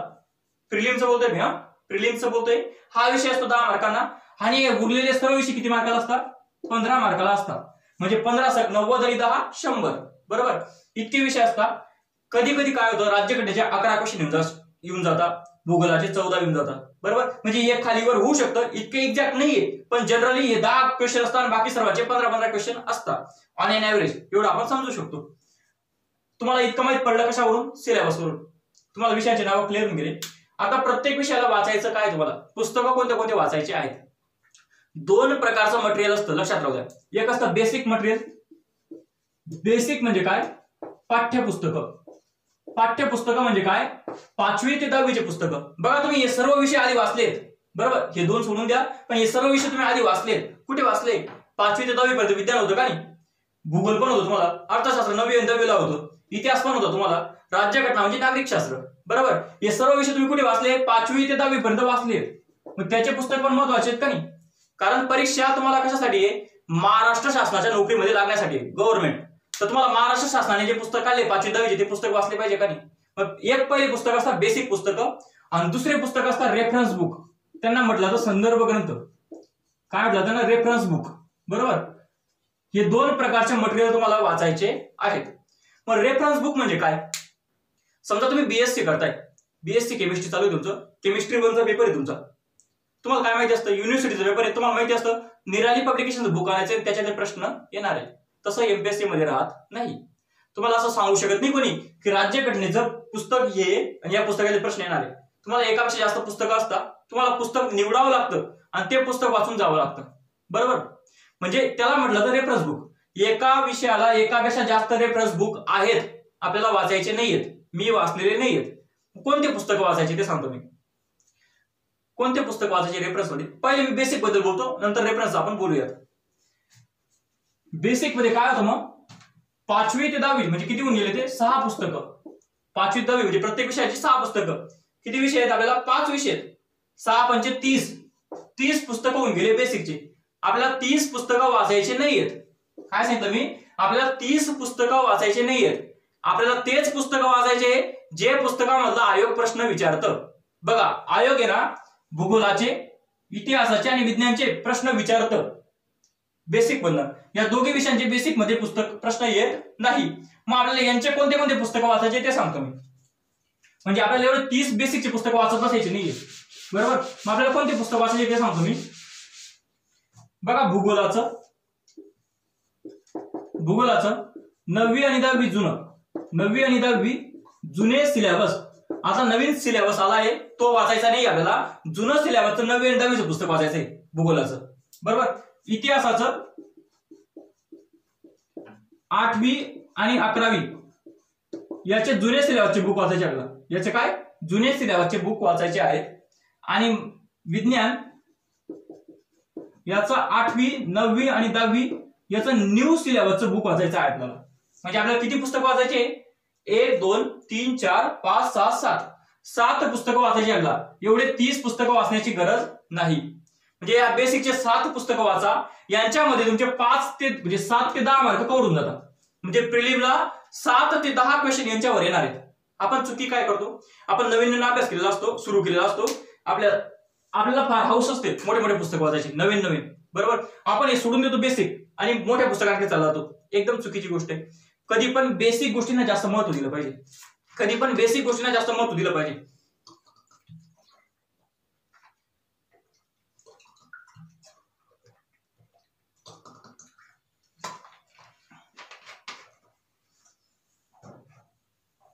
कधी पण बेसिक गोष्टींना फार महत्व दिलं पाहिजे. त्यामुळे आधी पाया पक्का करून घेतला पाहिजे. जास्त मोठे पुस्तक वाचण्याची हौस करायची नाही, स्टेप बाय स्टेप जायचं कधी पण, बरोबर. मग पहिले बेसिक पुस्तक वाचून घ्यायचे. बेसिक पुस्तकांमध्ये फक्त एवढे 7 पुस्तक वाचायचे तुम्हाला, याच्यात तुम्हाला 7 ते 10 मार्क्स मिळणार आहे. कारण तुम्ही एकदम मोठे पुस्तक वाचले ना, नंतर तुम्हाला लहान पुस्तक वाचायचं मन होत नाही, बरोबर. त्याच्यामुळे आधी लहान पुस्तक वाचायचे, पहिले स्वतःला त्या एमपीएससीच्या माहोलमध्ये घेऊन जायचं, त्यानंतर अभ्यास सुरू करायचा, बरोबर. इतकं व्यवस्थित वाचून घ्या. किती दिवस लागतात? काही क्लासवाले आहेत, मी काही नाव सांगत नाही, पण त्या क्लासवाले काय करता माहिती का, पहिले 6 महिने फक्त तुम्हाला बेसिकच वाचायला लावता. पहिले 6 महिने काय करायचंय, बेसिकच वाचायला लावता. आपल्याला काय करायचंय, आपल्याला 5वी 10वीच्या मुलांना शिकवायला थोडी जायचंय त्यांच्या वर्गावर, बरोबर. इतकी वाचण्याची गरज नाही आपल्याला फक्त आयोग विचारता तेवढंच वाचायचंय. आपल्याला जास्त पंडित व्हायचं नाहीये. म्हणजे तुम्ही अर्थशास्त्राचं पुस्तक घेतलं तर अर्थशास्त्रामध्ये इतका अभ्यास करू नका की तुम्हाला अर्थशास्त्राचा नोबेल भेटून जाईल. आपल्याला फक्त इतका अभ्यास करायचा की आयोग काय विचारते तेवढेच आपल्याला जमलं पाहिजे, त्याच्यावरती जास्त अभ्यास करायचा नाही. मग एवढे 7 पुस्तकं यांना 6 महिने लावणार, तर बाकीचं कधी वाचतात. मग तसं तुम्हाला 4-5 वर्ष पुस्तकं वाचायला चालले जातील. त्यामुळे अशा क्लासवाल्यांचं ऐकायचं नाही. बेसिकला जितकी महत्वाची गोष्ट तितके इम्पॉर्टन्स दिलं पाहिजे, बरोबर. समजा तुम्ही 9वी 10वीचे पुस्तक 6 दिवसात वाचून टाकलं, 3-3 दिवसात पुस्तकं होऊन जातात. छोटीशी पुस्तक असतात 9वी 10वीचे. यांना किती दिवस लागतील समजा इतिहास थोडा तुम्हाला जास्त वाटतं तर 8 दिवस द्या, बरोबर. आणि यांना किती 4-4 दिवस द्या, म्हणजे 12 दिवस. किती दिवस होऊन गेले? 12, 8, 20 आणि 6, 26. म्हणजे तुमचं बेसिक पुस्तकं 26 दिवसात वाचून पूर्ण होऊन जातात. 26 दिवसात तुम्ही असं वाचू शकता की तुमचं ते पुस्तक पाठ होऊन गेलंय आणि तुम्ही नोट्स पण काढून ठेवल्या. नोट्स काढण्याचा प्रयत्न करा. नोट्स म्हणजे काय, कोणतं पण पुस्तक वाचताना लिहत राहायचं नेहमी. तुम्हाला असं वाटतंय टाइमपास होते तर लिहा. त्या नोट्स तुम्हाला नंतर वाचायच्या नसतील तरी चालतील, पण तुम्ही ते लिहतच राहिलं पाहिजे. नुसतं पुस्तक असं पोथीसारखं वाचायचं नाही, त्याच्याने काहीच फायदा होत नाही. म्हणजे काय असतं माहिती का, जेव्हा पण आपण अभ्यास करतो तेव्हा आपण अभ्यास करता करता आपल्या डोक्यात अचानक वेगळे विचार येऊन जातात. प्रत्येकाच्या डोक्यात येतात. म्हणजे कसं आपण पुस्तक वाचतोय, आपल्याला भूक लागून गेली, लगेच आपल्याला आठवतं आपली आई कसं आपल्याला पोहे करून द्यायची वगैरे. पुस्तक बाजूला राहून होतं, आपल्या डोक्यात वेगळं चालू राहतं. म्हणजे आपण फक्त फिजिकली तिथे प्रेझेंट असतो पुस्तकासमोर, मेंटली आपण तिथून गायब होऊन गेलेलो असतो. आपल्या डोक्यात ते भुकेचे आणि खायचे विचार चालू गेलेले असतात. जेव्हा तुम्ही लिहिता तेव्हा काय होतं माहिती का, तुम्ही पहिली लाईन लिहिली, जेव्हा तुम्ही दुसरी लाईन लिहायला येता तेव्हा तुमचे विचार परत ते गायब होऊन परत तुम्ही पुस्तकावर कॉन्सन्ट्रेशन करता. कारण की तुम्ही डोळे बंद करून तर लिहू शकत नाही, तुमचं परत लक्ष पुस्तकाकडे जातं. लिहिण्याचा तो फायदा असतो की ते तुमचं कॉन्सन्ट्रेशन ब्रेक होऊ देत नाही. त्यामुळे लिहिण्याचा प्रयत्न करा. जितकं वाचताय तितकं लिहिण्याचं, म्हणजे जेव्हा आपण पुस्तक वाचताय तेव्हा पेन आणि कागद घेऊन बसा, काही पण लिहा, पण लिहत बसा, बरोबर. त्याच्यातून तुम्हाला काय होईल, तुम्हाला समजेल की नोट्स काढायची तुमची प्रॅक्टिस होईल. तुम्हाला कोणीच सांगू शकत नाही नोट्स कसं काढायचं, ते तुम्हाला स्वतःला तयार करावं लागते. ती स्वतःची ओन टेक्निक असते की नोट्स कशा काढायच्या, बरोबर. माझ्या नोट्स तुम्हाला समजणार पण नाही, त्या प्रत्येकाची टेक्निक असते, ती कशी डेव्हलप होते. तुम्ही आधी लिहायचं. पहिल्या वेळेस तुम्ही काय करणार माहिती का, पूर्ण पुस्तक लिहून टाकणार.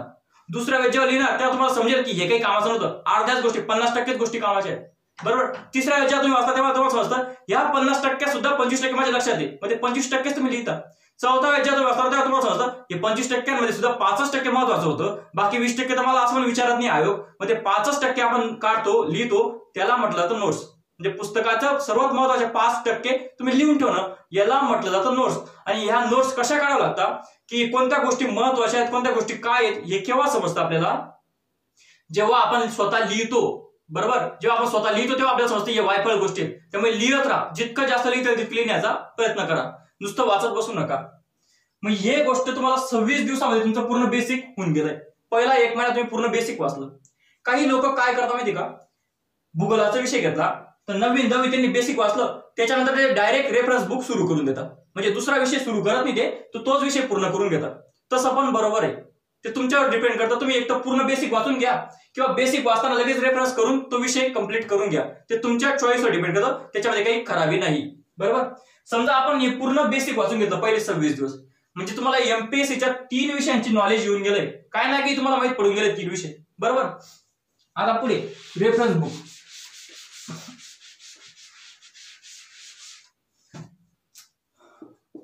Reference book.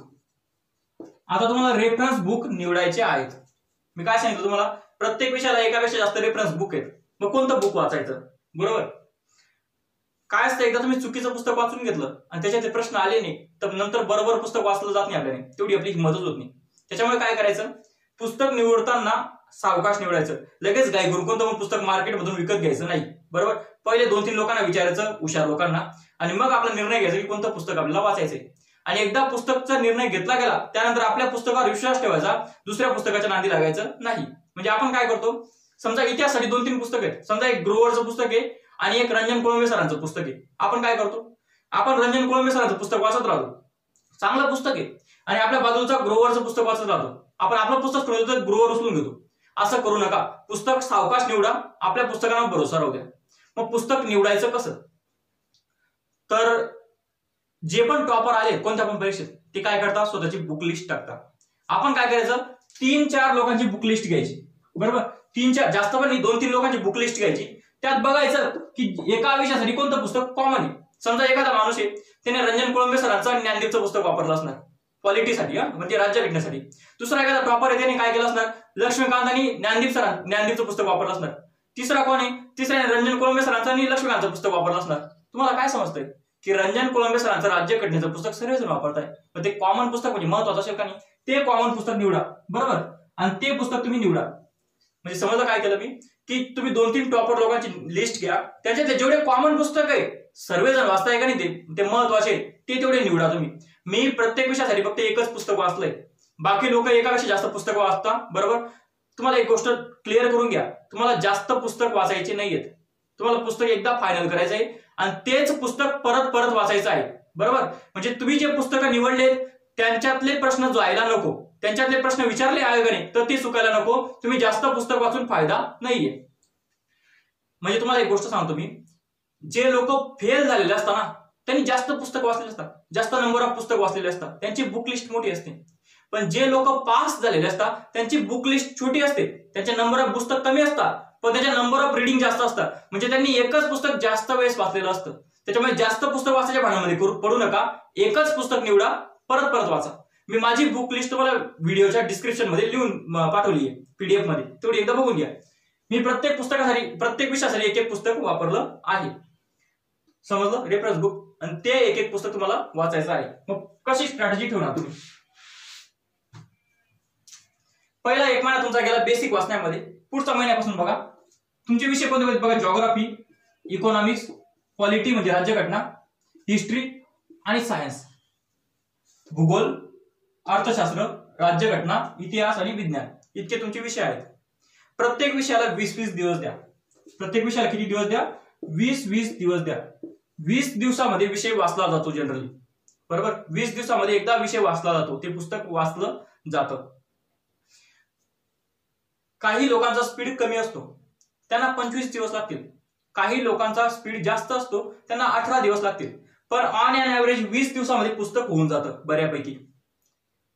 तुम्ही तुमच्या स्पीड बरोबर कॉम्प्रोमाइज करायचं नाही. म्हणजे 20 दिवसामध्ये पुस्तक कंप्लीट करायचंय असं डोक्यात ठेवायचं नाही. तुम्हाला 25 दिवस लागते, 25 दिवस लागू द्या. तुम्हाला 30 दिवस लागते, 30 दिवस लागू द्या. पण पुस्तक व्यवस्थित वाचा. म्हणजे पहिल्या वेळेस तुमचं लक्ष पुस्तक पाठ करायचं नको. तुम्हाला पहिल्या वेळेस पूर्ण पुस्तक पाठ करायचं नाहीये. तुम्हाला फक्त काय करायचंय, माहिती गोळा करायची. म्हणजे काय, जितकं तुम्हाला नॉलेज घेता येईल पुस्तकात तितकं नॉलेज घ्यायचा प्रयत्न करा. पाठांतर करण्याच्या भांडणामध्ये पडू नका. तुम्हाला फक्त काय करायचंय, पुस्तकाची ओळख करायची आहे आणि फक्त बघायचंय काय काय सिलेबस आहे, काय काय दिलंय, काय काय नवीन माहिती मिळते, बस एवढंच. तुम्हाला पुस्तक पाठ करायचं नाहीये. तुम्ही जर आशा आहे तुम्ही पुस्तक वाचलं तर तुमचं 20 दिवसामध्ये पुस्तक कव्हर होऊन जातं. मी 2 विषय घेतले नाहीयेत. कोणता विषय आहे, एक चालू घडामोडी, एक काय चालू घडामोडी, आणि दुसरा आहे गणित व बुद्धिमत्ता. गणित व बुद्धिमत्ता 7 विषय होते टोटल. बरोबर. त्याच्यातले 5 कसं नियोजन केलं आपण, प्रत्येक विषयाला 20-20 दिवस तुम्ही दिलेत. म्हणजे टोटल किती दिवस दिले, 100 दिवस दिले. आता या 2 विषयांचं काय, हे 2 विषय असे नाहीयेत की तुम्ही एका वेळेस 20 दिवस दिले तुमचं चालू घडामोडी कव्हर होऊन जाईल. चालू घडामोडी म्हणजे काय, की सध्या जगामध्ये काय चालू आहे, सध्या भारतामध्ये काय चालू आहे, सध्या महाराष्ट्रामध्ये काय चालू आहे, त्यांच्यावरचे प्रश्न. मग हे बदलत असतं चालू घडामोडी. म्हणजे कसं माहिती का, भूगोल हा जिओग्राफी, याच्यात काय आहे, गोदावरीची लांबी दिली किंवा गोदावरी सांगितलं तुम्हाला की गोदावरी नदी महाराष्ट्रातली सर्वात मोठी नदी आहे. 10 वर्षापूर्वी पण गोदावरी सर्वात मोठी होती आणि पुढे 10 वर्षानंतर मी गोदावरी सर्वात मोठी राहणार आहे. म्हणजे डेड सब्जेक्ट आहे, याच्या पुस्तकामध्ये चेंज होणार नाहीये. बरोबर, कारण की इथे मटेरियल कॉन्स्टंट आहे. बरोबर, मग यांच्यात चेंज होणार नाही म्हणून तुम्ही 20 दिवसामध्ये तो विषय कव्हर करू शकता. इथे तसं नाहीये, इथे दर दिवशी चेंज होत राहते माहिती. बरोबर, मग ह्या 2 विषयांना तुम्हाला रोज थोडा थोडा टाइम द्यायचा आहे. तुम्ही असं करू शकत नाही की 15 दिवसात पूर्ण चालू घडामोडी संपून टाकलं. तुम्हाला काय करायचं आहे, रोज थोडा थोडा वेळ यांना द्यायचा आहे. जर तुम्ही 8 तास अभ्यास करताय, काय करा, 1 तास चालू घडामोडी करा, 2 तास गणित आणि बुद्धिमत्ता करा आणि उरलेले 5 तास तो विषय करा. कारण तुम्ही 8 तास जिओग्राफी वाचला ना तर तुमच्या डोक्यावरून चाललं जातं, तुम्ही बोर होऊन जाता. मग काय करा, बोर व्हायला लागला चालू घडामोडी वाचा, नंतर अजून थोडं जास्त टेन्शन आलं तर गणित आणि बुद्धिमत्ता सोडवा. बरोबर, म्हणजे असं तुमचा डेचं शेड्यूल पाहिजे की तुम्ही 5 तास त्या मूळ विषयाला देताय, 1 तास चालू घडामोडी रोज करताय आणि 2 तास गणित आणि बुद्धिमत्ता करताय. बरोबर, चालू आणि घडामोडीसाठी 2 पुस्तक आहेत, एक अभिनव पब्लिकेशन आणि दुसरं सिम्प्लिफाईड पब्लिकेशन. बरोबर, सिम्प्लिफाईड पब्लिकेशन. बघा यांचे छोटेसे पुस्तक येतात, डायरी सारखे छोटेसे पुस्तक असतात. बरोबर, तर त्या पुस्तकाचं काय करायचं, रोज 10 पानं वाचायचे तुम्हाला. इथे पण आपल्याला पाठ करायचं नाहीये, पहिल्या रिडिंगला पाठ करायचं नाहीये. आपल्याला फक्त एवढं जरी माहित पडलं की राष्ट्रपती कोण आहे भारताचे पंतप्रधान माहित असतात, नरेंद्र मोदी, राष्ट्रपती माहित राहत नाही, बऱ्याच लोकांना माहित राहत नाही राष्ट्रपती. बरोबर, अशा छोट्या छोट्या गोष्टी जरी माहित पडल्या चालू घडामोडीमध्ये तरी भरपूर झालं आपल्याला. बरोबर, आपल्याला फक्त ओळख करून घ्यायची. बरेच लोक सांगतात की पेपर वाचला पाहिजे रोज. मी अजून पेपर वाचलेली नाही, मला काही फरक पडला नाही. पेपरचा आणि अभ्यासाचा काही जास्त संबंध दिसत नाही मला. ग्रुप बी आणि ग्रुप सी साठी सांगतो मी, राज्यसेवा नाही. बरोबर, तुम्हाला काही पेपर काही गरज पडली नाही, तुम्हाला वाचायचं तुम्ही वाचू शकता, पण मी काही वाचलेली, मी नुसते पुस्तकं वाचतो, याच्यातले प्रश्न येतात पेपरला, बस झालं. दोघांपैकी कोणतंही पुस्तक निवडा, रोज 10 पानं वाचा, जेवढी माहिती मिळेल तेवढी माहिती घ्यायचा प्रयत्न करा. आता दुसरा विषय, गणित आणि बुद्धिमत्ता. 15 प्रश्न आलेले असतात गणित आणि बुद्धिमत्ताचे. रोज 1 ते 2 तास प्रॅक्टिस करायची. कसं करायचं बघा, गणित आणि बुद्धिमत्ताचं कोणतंच पुस्तक चांगलं अवेलेबल नाहीये की जे आयोगाच्या धर्तीवर प्रश्न लिहून दिले, त्यांनी आयोगासारखे प्रश्न काढले, असं कोणतंच पुस्तक नाहीये. पुस्तकं भरपूर चांगले गणित आणि बुद्धिमत्ताचे, पण आयोग त्यांच्यामधलं विचारत नाहीये. बरोबर, मग आपल्याला काय करायचंय, बघा मी तुम्हाला सांगतो. एक पुस्तक आहे महत्वाचं एकदम, 19,000 नावाचं, 19,000 प्रश्न संच. पुस्तकाचं नाव काय आहे, 19,000 प्रश्न संच. हे आहे आतापर्यंत एमपीएससीने ज्या पण परीक्षा घेतलाय त्यांच्यामध्ये कोणते कोणते प्रश्न आले ते त्यांनी लिहून दिले. एकदम महत्वाचं पुस्तक आहे. म्हणजे तुम्ही एका वेळेस रेफरन्स बुक नाही वाचलं चालेल, पण हे पुस्तक तुमचं वाचलंच गेलं पाहिजे. आयोग काय विचारतो ते फार महत्वाचं आहे आपल्यासाठी. बरोबर, कारण इतके मोठे पुस्तक आहेत, प्रश्न कुठून येतील आपल्याला माहित नाही. मग कोण विचारतो त्याला विचारून घ्यायचं ना, भाऊ काय विचारतोय तू. बरोबर, त्याच्यामुळे आयोगाचे प्रश्न फार महत्वाचे. काय करायचं, हे पुस्तक घ्यायचं, याच्यात गणित आणि बुद्धिमत्ताची अनुक्रमणिका बघायची. अनुक्रमणिकेमध्ये 15 गणिताचे प्रश्न टॉपिक असतात, 10 बुद्धिमत्ताचे टॉपिक आहे. टोटल 25 टॉपिक आपण काढले. किती, 25 टॉपिक काढले. हे 25 टॉपिक तुम्हाला अभ्यास करायचा आहे, पुस्तक कोणतं पण असो. याचं स्टँडर्ड पुस्तक नाहीये, मी नाव पण सांगू शकत नाही. तुम्हाला काय करायचंय की 25 टॉपिक तुम्ही बघितले, आयोग ज्याच्यावर प्रश्न विचारताय, हे 25 टॉपिक तुम्हाला करायचे. 2 दिवसात एक टॉपिक झाला किंवा 4 दिवसात एक टॉपिक झाला तरी चालेल, 100 दिवसामध्ये पूर्ण विषय होऊन जातो. आणि गणित आणि बुद्धिमत्ता असा विषय की जो तुम्ही एकदा केला तर नंतर आठवण म्हणजे करायची गरज नाही. तुम्हाला एकदा गुणाकार शिकून गेले तुम्ही तर 10 वर्षानंतर पण गुणाकार जमतो. बरोबर, म्हणजे गणित आणि बुद्धिमत्ता तुम्हाला एकच वेळेस टाइम द्यायचा, नंतर फक्त रिव्हिजन करायचे, कोणत्या प्रकारचं गणित जाऊन कसं सोडवायचंय, बस एवढंच करायचंय तुम्हाला. बरोबर, मग या 25 टॉपिकची लिस्ट करा. त्यानंतर काय करा, कोणत्या पण पुस्तकात अभ्यास करा, कोणत्या पण पुस्तकात अभ्यास करा, ज्या पुस्तकात भेटेल त्या पुस्तकात अभ्यास करा. जर तुम्हाला पुस्तक भेटत नाही, तुम्ही काय करा, युट्यूबवर काय करा, समजा तुमचा एखादा चॅप्टर आहे, समजा सरासरी नावाचं चॅप्टर आहे, काय करायचं, युट्यूबवर सरासरी नावाचं चॅप्टर सर्च करायचं. ज्या लोकांनी युट्यूबवर शिकवलं त्याचा एक व्हिडिओ पाहून घ्या, तुमचं चॅप्टर कव्हर होऊन जाईल. सध्या मी सुद्धा गणित आणि बुद्धिमत्ताचे युट्यूबवर व्हिडिओ टाकतोय. बरोबर, मग माझेच व्हिडिओ पाहिले पाहिजे असं काही नाही. तुम्हाला ज्याचं समजतंय, ज्याने चांगलं शिकवलंय त्याचे व्हिडिओ बघा. याच्यासाठी युट्यूबचा फायदा सायन्स आणि गणित आणि बुद्धिमत्ता या 2 विषयांसाठी फार होऊ शकतो. बरोबर, म्हणजे असं तुमचं पहिल्या 100 दिवसाचं नियोजन पाहिजे. तुम्हाला प्रत्येक विषयाची ओळख होऊन गेली आहे, गणित आणि बुद्धिमत्ता विषय परफेक्ट होऊन गेला आहे आणि चालू घडामोडीची पण ओळख होऊन गेली आहे पहिल्या 100 दिवसामध्ये. पहिले 100 दिवस म्हणजे किती असतात, 3 महिने असतात. बरोबर, 3 महिने असतात पहिले 100 दिवस म्हणजे. आणि त्याचा पहिला 1 महिना तुम्ही काय केलंय, बेसिक केलंय. आता याच्यात बऱ्याच लोकांना प्रश्न असतो, जे समजा आर्ट्स बॅकग्राऊंडचे आहेत त्यांना ते बायोलॉजीचे नावच आवडत नाही. म्हणजे त्यांचं मत काय असतं, मी सायन्स ऑप्शनला सोडून देऊ का. काही काही लोकांना गणित आणि बुद्धिमत्ता जमतच नाही, त्यांचं मत असं असतं की मी गणित बुद्धिमत्ता ऑप्शनला सोडून देऊ का. तर मित्रांनो, ऑप्शनला सोडून तुम्ही पास होऊ शकत नाही, हे डोक्यात क्लिअर करून घ्या. बरोबर, एखादा होऊ शकतो, पण कधी. मी चालू घडामोडी ऑप्शनला सोडून दिला होता पहिल्या परीक्षेला, पहिल्या 2 परीक्षांना, तरी मी पास होऊन गेलो होतो, कारण मला बाकी विषयामध्ये डायरेक्ट आउट ऑफ मार्क येत होते. तसं प्रत्येक वेळेस होईल असं नाहीये. त्याच्यामुळे प्रश्न पेपरला कोणताच विषय ऑप्शनला सोडायचा नाही, कारण प्रत्येक विषयाचे 15 प्रश्न येणार आहे आणि 15 पैकी 3 ते 4 प्रश्न तरी सोपे राहतात. आपल्याला तेवढे तर जमायला पाहिजे, सोपे क्वेश्चन जरी आले तरी बस झालं. त्याच्यामुळे प्रत्येक विषयावर एफर्ट द्या, कोणताच विषय ऑप्शनला सोडायचा नाही. जो विषय येत नाहीये त्याला जास्त टाइम द्या, पण तो विषय कव्हर करा. आणि तुम्हाला एक गोष्ट सांगतो, मी प्रॅक्टिसने प्रत्येक गोष्ट येऊन जाते, पॉसिबल होऊन जाते.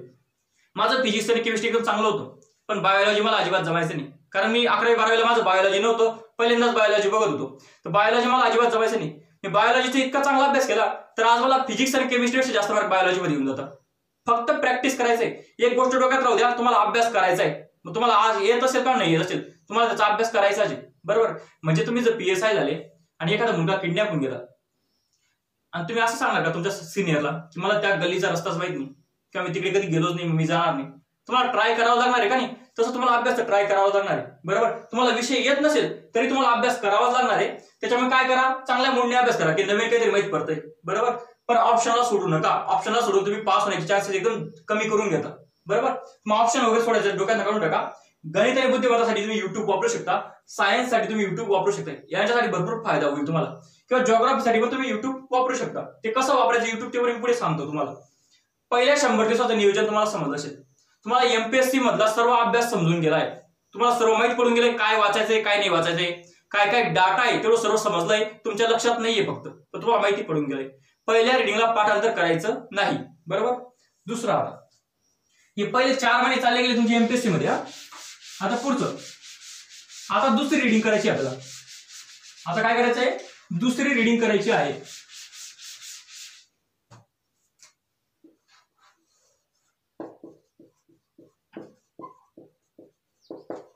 दुसरी रिडिंग परत काय करणार तुम्ही, प्रत्येक विषयाला 20 दिवस देणार. काय करणार दुसऱ्या रिडिंगला, प्रत्येक विषयाला तुम्ही 20 दिवस देणार आहेत. पण ह्या वेळेस अभ्यास कसा करायचा ते सांगतो मी. तुमचं गणित आणि बुद्धिमत्ता चांगलं होऊन गेले, त्याचा विषय क्लोज करून द्यायचा. रोज चालू घडामोडी आता जास्त वाचायचा आणि पाठ करायचा प्रयत्न करायचा. आता जो विषय तुम्ही घेतला, समजा जिओग्राफी विषय घेतला तुम्ही किंवा राज्यघटना विषय घेतला. बरोबर, आता तुम्ही राज्यघटना विषय वाचताय. आता वाचताना कसं वाचायचं ते सांगतो मी. समजा पहिलं चॅप्टर आहे सरनामा, ते चॅप्टर वाचा. आणि हे जे पुस्तक आहे, आता हे फार महत्वाचं होऊन गेलं तुमचं. सेकंड रिडिंगला हे पुस्तकापेक्षा जास्त महत्वाचं पुस्तक कोणतंच नाही. म्हणजे आयोगाच्या प्रश्नपत्रिका शिवाय तुम्ही पास होऊ शकत नाही. बरोबर, त्याच्यामुळे हे प्रश्न फार महत्वाचे जे आयोगाने विचारले आहेत. हे प्रॅक्टिसचे प्रश्न नाहीत, बरं, हे आयोगाने विचारलेले प्रश्न आहेत तुम्हाला. बरोबर, मग हे महत्वाचं पुस्तक आहे. काय करायचं, एक चॅप्टर वाचायचं. समजा तुम्ही सरनामा नावाचं चॅप्टर वाचलं, लगेच त्या चॅप्टरवरचे प्रश्न बघून घ्यायचे. रात्री काय करायचं, लगेच त्या चॅप्टरवरचे प्रश्न बघून घ्यायचे. समजा या चॅप्टरवर आतापर्यंत आयोगाने 30 क्वेश्चन विचारलेत. आतापर्यंत किती क्वेश्चन विचारले, 30 क्वेश्चन विचारले. त्यातले 25 किंवा 27 क्वेश्चन तुम्हाला जमताय पुस्तकात वाचून. उरलेले जे 3 क्वेश्चन आहेत, ज्यांचं पुस्तकात उत्तर नाहीये, ते 3 क्वेश्चनची माहिती कुठे लिहून घ्या, पुस्तकात लिहून घ्या. त्या 3 क्वेश्चनची माहिती कुठे लिहून घ्या, पुस्तकात लिहून घ्या. म्हणजे त्याच्याने काय होईल, तुम्हाला नंतर हे पुस्तक वाचायची गरज पडणार नाही. बरोबर, काय करायचं मग, पुस्तक वाचायचं, त्याच्यातलं चॅप्टर वाचायचं, त्याच्यातला प्रश्न सेट वाचायचा आणि परत ते प्रश्न पुस्तकात 4 चॅप्टर मध्ये लिहून घ्यायचे. इतकं तुम्हाला समजलं असेल. बरोबर, याच्याने काय फायदा होतो बघा. याच्याने तुम्हाला समजतं, समजा हा विषय याच्यात 30 चॅप्टर दिलेत, म्हणजे 30 प्रकरण दिलेत राज्यघटनेमध्ये. या 30 मध्ये तुम्हाला समजतं की फक्त 10च प्रकरणावर जास्त प्रश्न विचारले आयोगाने. या 30 पैकी फक्त 10च प्रकरणावर प्रश्न विचारले आयोगाने, हे इथे समजतं तुम्हाला. कारण समजा सरनामा चॅप्टरवर 30 क्वेश्चन आले आतापर्यंत आणि दुसरं एखादा चॅप्टर समजा MPSC नावाचं चॅप्टर आहे किंवा UPSC नावाचं चॅप्टर आहे, त्या चॅप्टरवर फक्त 2च क्वेश्चन आले आहेत. तुम्हाला एवढं समजणार आहे की पेपरच्या पहिले सरनामा चॅप्टर वाचणं फार महत्वाचं आहे. UPSC नाही वाचलं तरी चालेल, कारण याच्यावर आतापर्यंत 30 क्वेश्चन विचारले, म्हणजे त्याच्यावर परत विचारू शकतो. ते याच्यावर 2च क्वेश्चन विचारले, याची व्हॅल्यू थोडी कमी आहे. आयोगाच्या मनामध्ये, बरोबर. त्याच्यामुळे याच्याने काय समजणार आहे तुम्हाला की कोणते कोणते चॅप्टर महत्वाचे आहे, कोणते कोणते चॅप्टरला जास्त किंमत द्यायची हे तुम्हाला इथून समजेल सेकंड रिडिंग मध्ये. सेकंड रिडिंग मध्ये तुम्ही काय करणार आहे, पुस्तक वाचणार आहे, प्रश्न वाचणार आहे. प्रश्न डायरेक्ट पाठ करायचे तुम्हाला समजा तुम्ही. आता पुढचं रिडिंग कशी करायची सेकंड. पहिल्या रिडिंगचा उद्देश काय होता, नॉलेज गॅदर करणं, नॉलेज मिळवणं हे पहिल्या रिडिंगचा उद्देश होता. दुसऱ्या रिडिंगचा उद्देश काय असतो ते सांगतो मी. दुसऱ्या रिडिंगचा उद्देश तुम्हाला पाठ करायचा आहे असं समजा. दुसऱ्या रिडिंगला तुम्हाला माहिती किंवा डाटा पाठ करायचा एवढं समजा. आता पाठांतर कसं होतं ते सांगतो मी. समजा तुम्ही आज 20 पानं वाचले, आज सोमवार आहे, तुम्ही सेकंड रिडिंग चालू केली, तुम्ही पहिले 20 पानं वाचले. आता मंगळवारी जाताना तुम्ही काय करणार आहे, 21 ते 40 पेज वाचणार आहे. म्हणजे पेज नंबर 21 पासून ते 40 नंबर पेज पर्यंत तुम्हाला वाचायचं आहे दुसऱ्या दिवशी. तर दुसऱ्या दिवशी गेल्यावर डायरेक्ट 21 नंबरचं पेज उघडायचं नाही. काय करायचं, तुम्ही काल जे पुस्तक जे चॅप्टर वाचलंय ते परत एकदा रिव्हिजन करून घ्यायची. काय करायचं, परत एकदा रिव्हिजन करून घ्यायची. मग इथे तुम्हाला समजा तितकं वाचून इथे फक्त तुम्ही 21 ते 30 10च पानं वाचले तरी चालतील, पण तुम्हाला मागची रिव्हिजन रोज करायची आहे. तिसऱ्या दिवशी काय करायचं, बुधवारी तुम्ही आता 31 पासून सुरुवात करणार आहे. 31 पासून समजा तुम्ही 40 वाचले पेज, 10च पेज वाचले, हे 10च पेज वाचायचे तुम्हाला, पण इतकी तुम्हाला फास्ट मध्ये रिव्हिजन करायची.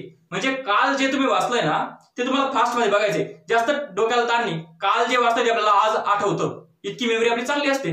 मग काल जे वाचलं ते फास्ट मध्ये बघा आणि मग पुढे जा, डायरेक्ट पुढे जाऊ नका. नाही तर काही मुलं काय असतात माहिती का, ते पहिल्या दिवशी 100 पेज वाचतात, दुसऱ्या दिवशी परत 100 ते 200 म्हणजे 200 पेज वाचून टाकतात. आणि जेव्हा ते 200 पेजवर येतात तेव्हा त्यांना समजतं कालचे 100 पेज तर आठवण पडून गेली, बरोबर. कारण इतकी मेमरी कोणाची चांगली राहत नाही 100 पेज लक्षात ठेवायला ऍट अ टाइम. त्याच्यामुळे काय करा, तुकड्या तुकड्यामध्ये अभ्यास करा, पण अभ्यास करताना पुढे जाताना मागे बघणं फार महत्वाचं आहे. मागची रिव्हिजन फार महत्वाची, रोजच्या रोज रिव्हिजन करा. म्हणजे ज्या दिवशी तुम्ही चॅप्टर म्हणजे 20 दिवसानंतर जेव्हा तुमचं पुस्तक संपतं ना त्या दिवशी तुम्ही 20 वेळेस ते पुस्तक वाचलेलं असतं. तुम्ही करून बघा हिशोब. त्या दिवशी तुमचं 20व्या दिवशी पुस्तक संपेल त्या दिवशी तुमचं 20 वेळेस ते पुस्तक वाचलं गेलं आहे. अशी रिडिंग करायची आहे. याच्याने तुमचं 100% पाठांतर होऊन जाणार आहे. समजलं असेल तुम्हाला. मग आता नियोजन कसं झालं बघा. पहिले 26 दिवस आपण बेसिक वाचलं, बरोबर. फर्स्ट रिडिंग केली आपण 100 दिवस आणि तिसरे 100 दिवस आपण सेकंड रिडिंग केली. सेकंड रिडिंग केली आपण सेकंड 100 दिवस नाही. टोटल दिवस किती झाले 226. टोटल दिवस किती झाले 226. 8 त्रिक 24. किती महिने गेले म्हणजे 8 महिने तुमचा अभ्यास होऊन गेला आहे. आणि मी तुम्हाला गॅरंटी देतो इतक्या अभ्यासावर तुम्ही पास होऊ शकता. म्हणजे एक न्यूनगंड आहे आपल्याकडे की 2 वर्ष किंवा 3 वर्ष अभ्यास केल्यावर तुम्ही पास होता, हा एकदम गैरसमज आहे. तुम्ही पहिल्या अटेम्प्टलाच पास होऊ शकता, पण अभ्यास असा करा तुम्ही, बरोबर. या स्ट्रॅटेजीने तुम्ही गेले तर 100% तुम्ही पास होणार आहे. एवढ्या अभ्यासावरच तुम्ही पास होऊन जाता. नंतर फक्त काय करायचंय, तुमची परीक्षा येण्याची वाट बघायची. बघा तुम्ही जुलैमध्ये अभ्यास चालू केला तर 8 महिने म्हणजे किती माहिती का, फेब्रुवारी एंडिंग. जुलै पासून सुरुवात केली, 8 महिने म्हणजे किती, फेब्रुवारी एंडिंग. तुमच्याकडे मार्च आणि एप्रिल हे 2 महिने बाकी आहेत अजून. मार्च आणि एप्रिल हे 2 महिने बाकी आहेत. मे मध्ये तुमचा पेपर राहणार आहे.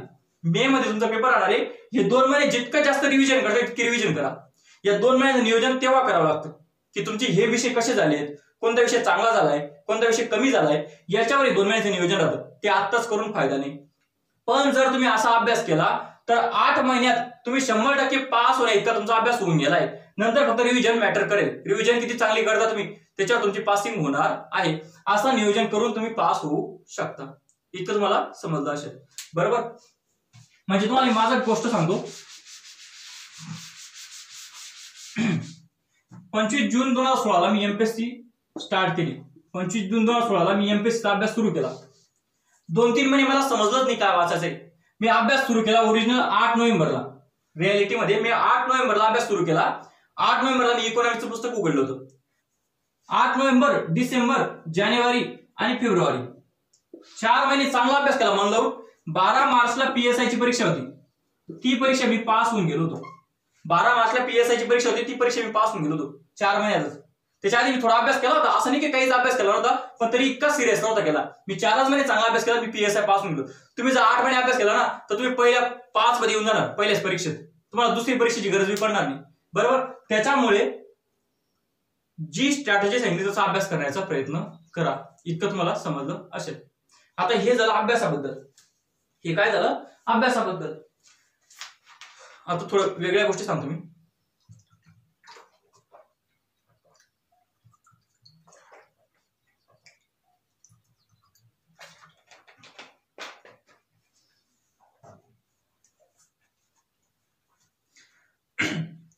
हे मी काय सांगितलं तुम्हाला, टू द पॉइंट काय वाचायचं कसं वाचायचं हे मी तुम्हाला सांगितलं आहे. पण जर मी हे सर्वांना सांगून दिलं तर काय सर्वच्या सर्व मुलं PSI होऊन जातील का, किंवा सर्वच्या सर्व मुलं STI होऊन जातील का? तर नाही. तुम्ही अभ्यास करताय पण ते सोडून बाकी वेळ काय करताय याचा फार इफेक्ट होतो तुमच्या अभ्यासावर किंवा तुमच्या रिझल्टवर. तुमच्या बाकी गोष्टींचा फार बारीक बारीक गोष्टीचा इफेक्ट होत असतो तुमच्या अभ्यासावर किंवा तुमच्या रिझल्टवर. ते कसं बघा, तुम्ही 8 तास अभ्यास करताय, उरले किती 16 तास. या 16 तास मध्ये काय करताय त्याचा फरक पडतो या 8 तासांवर. म्हणजे कसं, तुम्ही जर एकदम क्राऊड मध्ये राहताय, निगेटिव्ह लोकांमध्ये, तर ते काय करता माहिती तुम्हाला, ते तुम्हाला निगेटिव्ह करण्याचा प्रयत्न करत असतात. मग ते कसं सांगता की यावर्षी जागाच पडणार नाहीये, बरोबर, यावर्षी परीक्षाच होणार नाही, यावर्षी पेपर आउट ऑफ सिलेबस पडेल, असे काही लोक असतात. त्या निगेटिव्ह लोकांपासून दूर राहा. त्या निगेटिव्ह लोकांपासून दूर राहा. म्हणजे काय, जास्त MPSCचा अभ्यास करणाऱ्या क्राऊड असणाऱ्या मुलांमध्ये जाऊच नका. हे पहिला 1 वर्ष मित्रच केला नव्हता. माझा एकच मित्र होता पहिल्या वर्षी. त्याच्यानंतर माझे मित्र झाले जेव्हा माझा रिझल्ट चांगला येऊन गेला तेव्हा. पहिला 1 वर्ष मी मित्रच केला नाही. जास्त क्राऊड मध्ये राहू नका. फक्त 2-3 मित्र ठेवा जे एकदम तळमळीने अभ्यास करताय, ज्यांना जॉबची फार गरज आहे बिचारांना. त्यांचाच फक्त त्यांच्यामध्येच राहा, कारण ते स्वतः पण अभ्यास करत असतात, तुम्हाला पण अभ्यास करायला लावत असतात. अशा लोकांमध्ये राहा, निगेटिव्ह लोकांपासून दूर राहा. त्याचं कसं असतं बघा, 29 जानेवारीला STIचा पेपर होता आणि 12 मार्चला PSIचा पेपर होता. ही पहिली परीक्षा होती माझी आयुष्यातली MPSCची, STIची. ही परीक्षा मी फेल होऊन गेलो होतो. का बरं फेल होऊन गेलो होतो? माझा अभ्यास होऊन गेलेला होता, मी पास होऊ शकलो असतो परीक्षा. पण मला लोकांनी कसं सांगितलं माहितीये का, की माझी पहिली परीक्षा होती, मला लोकांनी असं सांगून ठेवलं होतं की म्हणे पुस्तकातले प्रश्नच पडत नाही म्हणे, पेपर एकदम आउट ऑफ सिलेबस राहतो, पुस्तकातले प्रश्न वाचायचे, पुस्तकातले प्रश्न पडतच नाही म्हणे. त्याच्याने काय होऊन गेलं माहिती का, माझा अभ्यास झालेला होता पण मी रिव्हिजनच केली नाही. मी ते पुस्तकांवर भरोसा दाखवला आणि मी ते वाचलेच नाही. आणि जेव्हा मी पेपरला गेलो तेव्हा मला समजलं की प्रश्न माझ्या पुस्तकात आलेत जे मी वाचलेत ते, पण ते पुस्तक मी नंतर रिव्हिजन केली नाही म्हणून मला आठवत नाही, म्हणून ती परीक्षा मी फेल होऊन गेलो, बरोबर. पण जेव्हा मी एक्झाम सेंटरच्या बाहेर आलो तेव्हा मला एक गोष्ट क्लिअर होऊन गेली होती की मी पुढची परीक्षा पास होणार आहे. का बरं, तर मला माहिती आहे कोणते पुस्तकं वाचायचे, कुठून प्रश्न येत आहे. आता मला बाकी मुलांशी काही विचारायचं नाही, काही बोलायचं नाही, मला फक्त काय करायचं, पुस्तकं वाचायची आहेत. म्हणजे अशा निगेटिव्ह लोकांमुळे तुमची परीक्षा, माझी परीक्षा चालली गेली. तसं तुमचं व्हायला नको. म्हणून जास्त क्राऊड मध्ये राहू नका. फक्त 2-3 मित्र निवडा जे स्वतः एकदम मेहनतीने अभ्यास करताय बिचारे, त्यांना फार गरज आहे जॉबची, त्यांचा विचार करा आणि त्यांच्यासोबतच राहा. बाकी लोकांमध्ये जाऊ नका. ही पहिली गोष्ट. दुसरी गोष्ट, जर तुम्ही 8 तास अभ्यास करताय ना, तर बाकी 16 तास फक्त अभ्यासाचा विचार करा. काय सांगितलं मी, जर तुम्ही 8 तास अभ्यास करताय, बाकी 16 तास फक्त जॉबचा विचार करा की तुम्हाला जॉब कसं लागणार आहे, तुम्हाला काय जास्त करता येईल की तुम्ही परीक्षा पास होणार, एवढा 16 तास विचार करा. म्हणजे तुम्ही दिवसभर भूगोल वाचलंय, दिवसभर तुम्ही भूगोलाचा अभ्यास केला, रात्री येऊन युट्यूब चालू केलं तुम्ही, आपल्याकडे आजकाल नेट फ्रीज आहे, युट्यूब चालू केलं, त्याच्या नुराफतेचा डान्स बघण्यामध्ये काही मजा नाही. तिचा डान्स मला पण आवडतो पण तो बघण्यात काही मजा नाहीये. आपण काय करा, जॉग्राफीचा जो टॉपिक असला तो टॉपिकचं नाव सर्च करा, बरोबर. म्हणजे काही ट्रिक मिळते का, काही आपला काही ट्रिक्स म्हणजे समजत असेल तुम्हाला, काही गोष्टी लक्षात ठेवायचे, काही ट्रिक असते ते काही मिळते का ते बघण्याचा प्रयत्न करा. बाकी 16 तास फक्त अभ्यासाच्या गोष्टी करा. तुम्ही बोलताय तुम्ही तुमच्या मित्राशी, फक्त परीक्षेबद्दल बोला की कसा प्रश्न येऊ शकतो, कसं उत्तर सोडवता येईल, काही शॉर्टकट मेथड आहे का, एवढंच बोलत राहा, बाकी बोलू नका. म्हणजे तुम्ही हे 16 तास काय विचार करताय आणि काय काम करताय त्याच्यावर हा 8 तासची परफॉर्मन्स असतो आणि त्याच्यावर तुमचा रिझल्ट डिपेंड करत असतो. त्याच्यामुळे 8 तास अभ्यास करणं वेगळी गोष्ट आहे, पण 16 तास तोच विचार करत राहणं फार महत्वाचं आहे. म्हणजे तुम्ही 2 तास जिम मध्ये जाता ना, त्या 2 तास मध्ये तुमची बॉडी बनत नाही. त्या 2 तास मध्ये तुम्ही काय जेवण करताय, काय डाएट घेताय, किती वेळ आराम करताय, त्याच्यावर तुमची बॉडी बनत असते, बरोबर ना. म्हणजे तुम्हाला हे 8 तास मेहनत घ्यायचीच आहे, पण बाकी 16 तास फक्त परीक्षेचा आणि जॉबचा विचार करायचा आहे. जोपर्यंत जॉब लागत नाही तोपर्यंत दुसरे रिकामे कामं करायचेच नाही, कोणताच विचार करायचा नाही, फक्त जॉबचा विचार करत राहायचा. समजलं असेल. पहिलं काय, निगेटिव्ह लोकांपासून दूर राहा. दुसरं काय, फक्त अभ्यासाचा आणि जॉबचा विचार करा, बाकी कोणत्याच गोष्टीचा विचार करू नका. तिसरं महत्वाचं, जर तुम्ही MPSCचा अभ्यास करताय, बरोबर, तर मोटिवेशन वगैरे अशा गोष्टींना पाहून तुम्ही येत असणार. म्हणजे एखादा PSIचं भाषण आहे युट्यूबवर, त्याने भाषण एकदम भारी केलंय, त्याच्यामुळे तुम्ही अट्रॅक्ट होऊन जर तुम्ही याचा अभ्यास करताय MPSCचा, तर तुमच्याने परीक्षा कधीच निघणार नाही, तुम्ही पास होऊ शकणार नाही. म्हणजे तुम्हाला वर्दीचं फार क्रेज आहे, त्याने पाहिलं वर्दीवर अशी इज्जत राहते, लोक तुम्हाला हात देतात, त्याच्यामुळे तुम्ही अभ्यास करता, तुम्ही पास होणार नाही. एमपीएससी या क्षेत्रामध्ये भरपूर अभ्यास करावा लागतो, भरपूर मेहनत घ्यावी लागते, हे डोक्यात फिट करून घ्या. जर तुमची मेहनत घ्यायची तयारी आहे तरच अभ्यास करा. हे मोटिवेशन किंवा इन्स्पिरेशन कोण लोक देत राहतात माहिती का? ज्या लोकांचा क्लास आहे ते स्वतः भाषण करतात आणि ते तुम्हाला सांगतात की तुम्ही एसटीआय होऊ शकता, तुम्ही डीवायएसपी होऊ शकता, तुम्ही डेप्युटी कलेक्टर होऊ शकता. आणि काय करता, तुम्हाला उकसवता, क्लासमध्ये फी घेऊन येतात, क्लास लावायला लावून देतात. त्यांना माहिती आहे तुमचं काही खरं नाही. तुम्हाला मी येडं बनवून टाकलं स्टेजवर, त्याला स्वतःला वाटत राहतं यांना जर मी येडं बनवतोय हा काय पास होणार आहे. बरोबर, अशा मोटिवेटिंग लोकांकडे पाहून अभ्यासाला येऊ नका. कारण एक गोष्ट सांगतो मी तुम्हाला, जर तुम्ही कोणता पण दिवा घ्या किंवा पंथी घ्या, बरोबर, त्या पंथीला तुम्ही वात लावा मोठी किंवा भरपूर तेल टाका आणि आग लावा, तो दिवा एका वेळेला विझूनच जातो. तुम्ही अजून वात मोठी करून घ्या, तेल जास्त टाका, ती चालेल पण एका वेळेला ती विझूनच जाईल. पण तुम्ही सूर्याकडे बघा, सूर्यामध्ये नेहमी आग असते, सूर्य कधीच विझत नाही. कारण काय? कारण सूर्याच्या मध्ये आग आहे, दिव्याला बाहेरून आग दिली. म्हणजे बाहेरून जेव्हा तुम्ही मोटिवेट होत असताना त्या दिवशी तुम्ही एक दिवशी थंडी होऊन जातं. बरोबर, तसं सूर्याला मध्ये आग असते, त्याला मोटिवेट करायची गरज राहत नाही, म्हणून तो जळत राहतो रोज. तसं आहे तुमचं. तुम्ही जर बाहेरून कोणी तुम्हाला मोटिवेट करताय आणि मग तुम्ही अभ्यास करताय, तुमच्याने काहीच होणार नाही. जर तुम्ही लता मंगेशकरांना मोटिवेट केलं की तुम्ही एकदम भारी डान्स करू शकता, लता मंगेशकर डान्स करू शकतील का? नाही. त्यांचं स्वतःचं काय आहे, त्यांच्यामध्ये स्वतःमध्येच फक्त गायन आहे, ते फक्त गाणं चांगलं म्हणू शकतात, त्यांना माहिती येते म्हणून ते गाणं म्हणतात. त्यांना गाणं म्हणण्यासाठी मोटिवेशन करायची गरज नाही, त्यांच्यामध्ये येते. बरोबर, सचिन तेंडुलकरला तुम्ही सांगितलं तुम्ही फुटबॉल भारी खेळू शकता, एकदम मोटिवेट केलं, तो होईल का मोटिवेट? त्याला माहिती मी क्रिकेट चांगलं खेळू शकतो. तसं तुम्हाला माहित पाहिजे तुमच्याने होणार आहे का नाही. दुसरा तुम्हाला सांगतोय की तुम्ही करू शकता वगैरे तर तुम्ही करणार असं नाहीये. तुम्हाला फक्त स्वतःच एकमेव मनुष्य आहे की तुम्ही स्वतःला फक्त स्वतःच इन्स्पायर करू शकता आणि करायला पाहिजे. म्हणजे सर्वात जास्त इन्स्पिरेशनची गरज केव्हा असते मी तुम्हाला सांगतो, जेव्हा उद्या पेपर आहे आपला एमपीएससीचा, तर पहिल्या रात्री कॉम्पिटिशन संपून गेलेली असते. पास होणारा पास होऊन गेलेला असतो, फेल होणारा फेल होऊन गेलेला असतो. बरोबर, कॉम्पिटिशन मनात असते, डोक्यात असते. तुम्ही डोक्यात पास होऊन गेले, तुम्ही पेपरमध्ये पास होणार आहे. बरोबर, तुमच्या मेंदूमध्ये तुम्ही पास नाहीत ना, तुम्ही कधीच पास होणार नाही. मग पहिल्या रात्री कॉम्पिटिशन संपून गेलेली असते, त्यावेळेस तुम्ही घाबरलेले असता. उद्याच्या पेपरचं तुमच्या डोक्यावर टेन्शन असतं, कारण तुम्ही 7-8 पुस्तकं वाचलेली असतात, तुमच्या डोक्यात एवढा मोठा डाटा असतो आणि ते कुठे माहिती तुम्हाला असं इकडे तिकडे होत असते डोक्यात.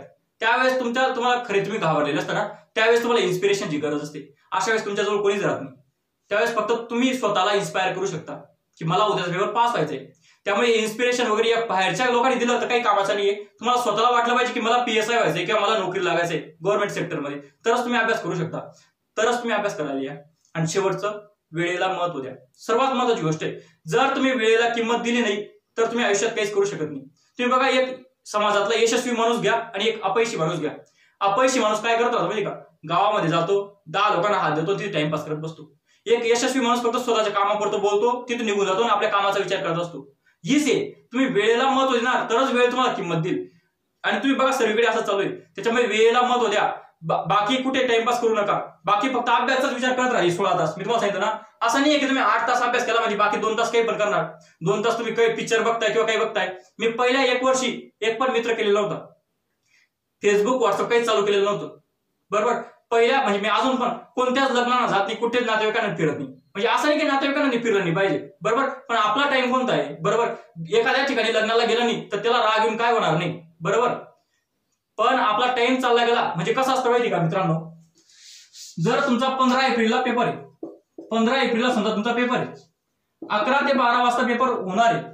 12 वाजेनंतर अभ्यास करून काहीच फायदा नाही. 12 वाजेनंतर तुम्ही किती अभ्यास करताय काय फायदा आहे? तुम्ही 11 वाजेपर्यंत किती अभ्यास करताय ते फार महत्वाचं आहे. बरोबर ना, म्हणजे ही वेळ चालली गेली तर काहीच अर्थ नाही. या वेळेत जर तुम्ही लग्नाला जाताय काही पण करताय कसं चालेल? 12 वाजेनंतर तुम्ही काही पण करा, तुम्ही मोकळेत, पण 11 वाजेपर्यंत तुम्ही फक्त अभ्यास केला पाहिजे. मी हे सांगतोय की कुठे फिरायचं टाळून द्या, फक्त नोकरीचा विचार करा, वेळेला महत्व द्या. तुम्ही वेळेला किंमत देणार, वेळेचं व्यवस्थित नियोजन करणार तरच तुम्ही पास होशाल. तुम्ही जर 4-4, 5-5 तास व्हॉट्सअप वापरताय किंवा 3-3 तास फेसबुक वापरताय, तुम्ही कधीच पास होणार नाही. मी आजच्या कंडिशनला 2 तास टिकटॉक बघतो, 1 तास इंस्टाग्राम बघतो, 2 तास फेसबुक वापरतो, बाकी वेळ युट्यूबचे कामं करत बसतो. अभ्यास करत नाही सध्या मी, पण केव्हा? जेव्हा मला 4 पोस्ट मिळून गेलाय तेव्हा.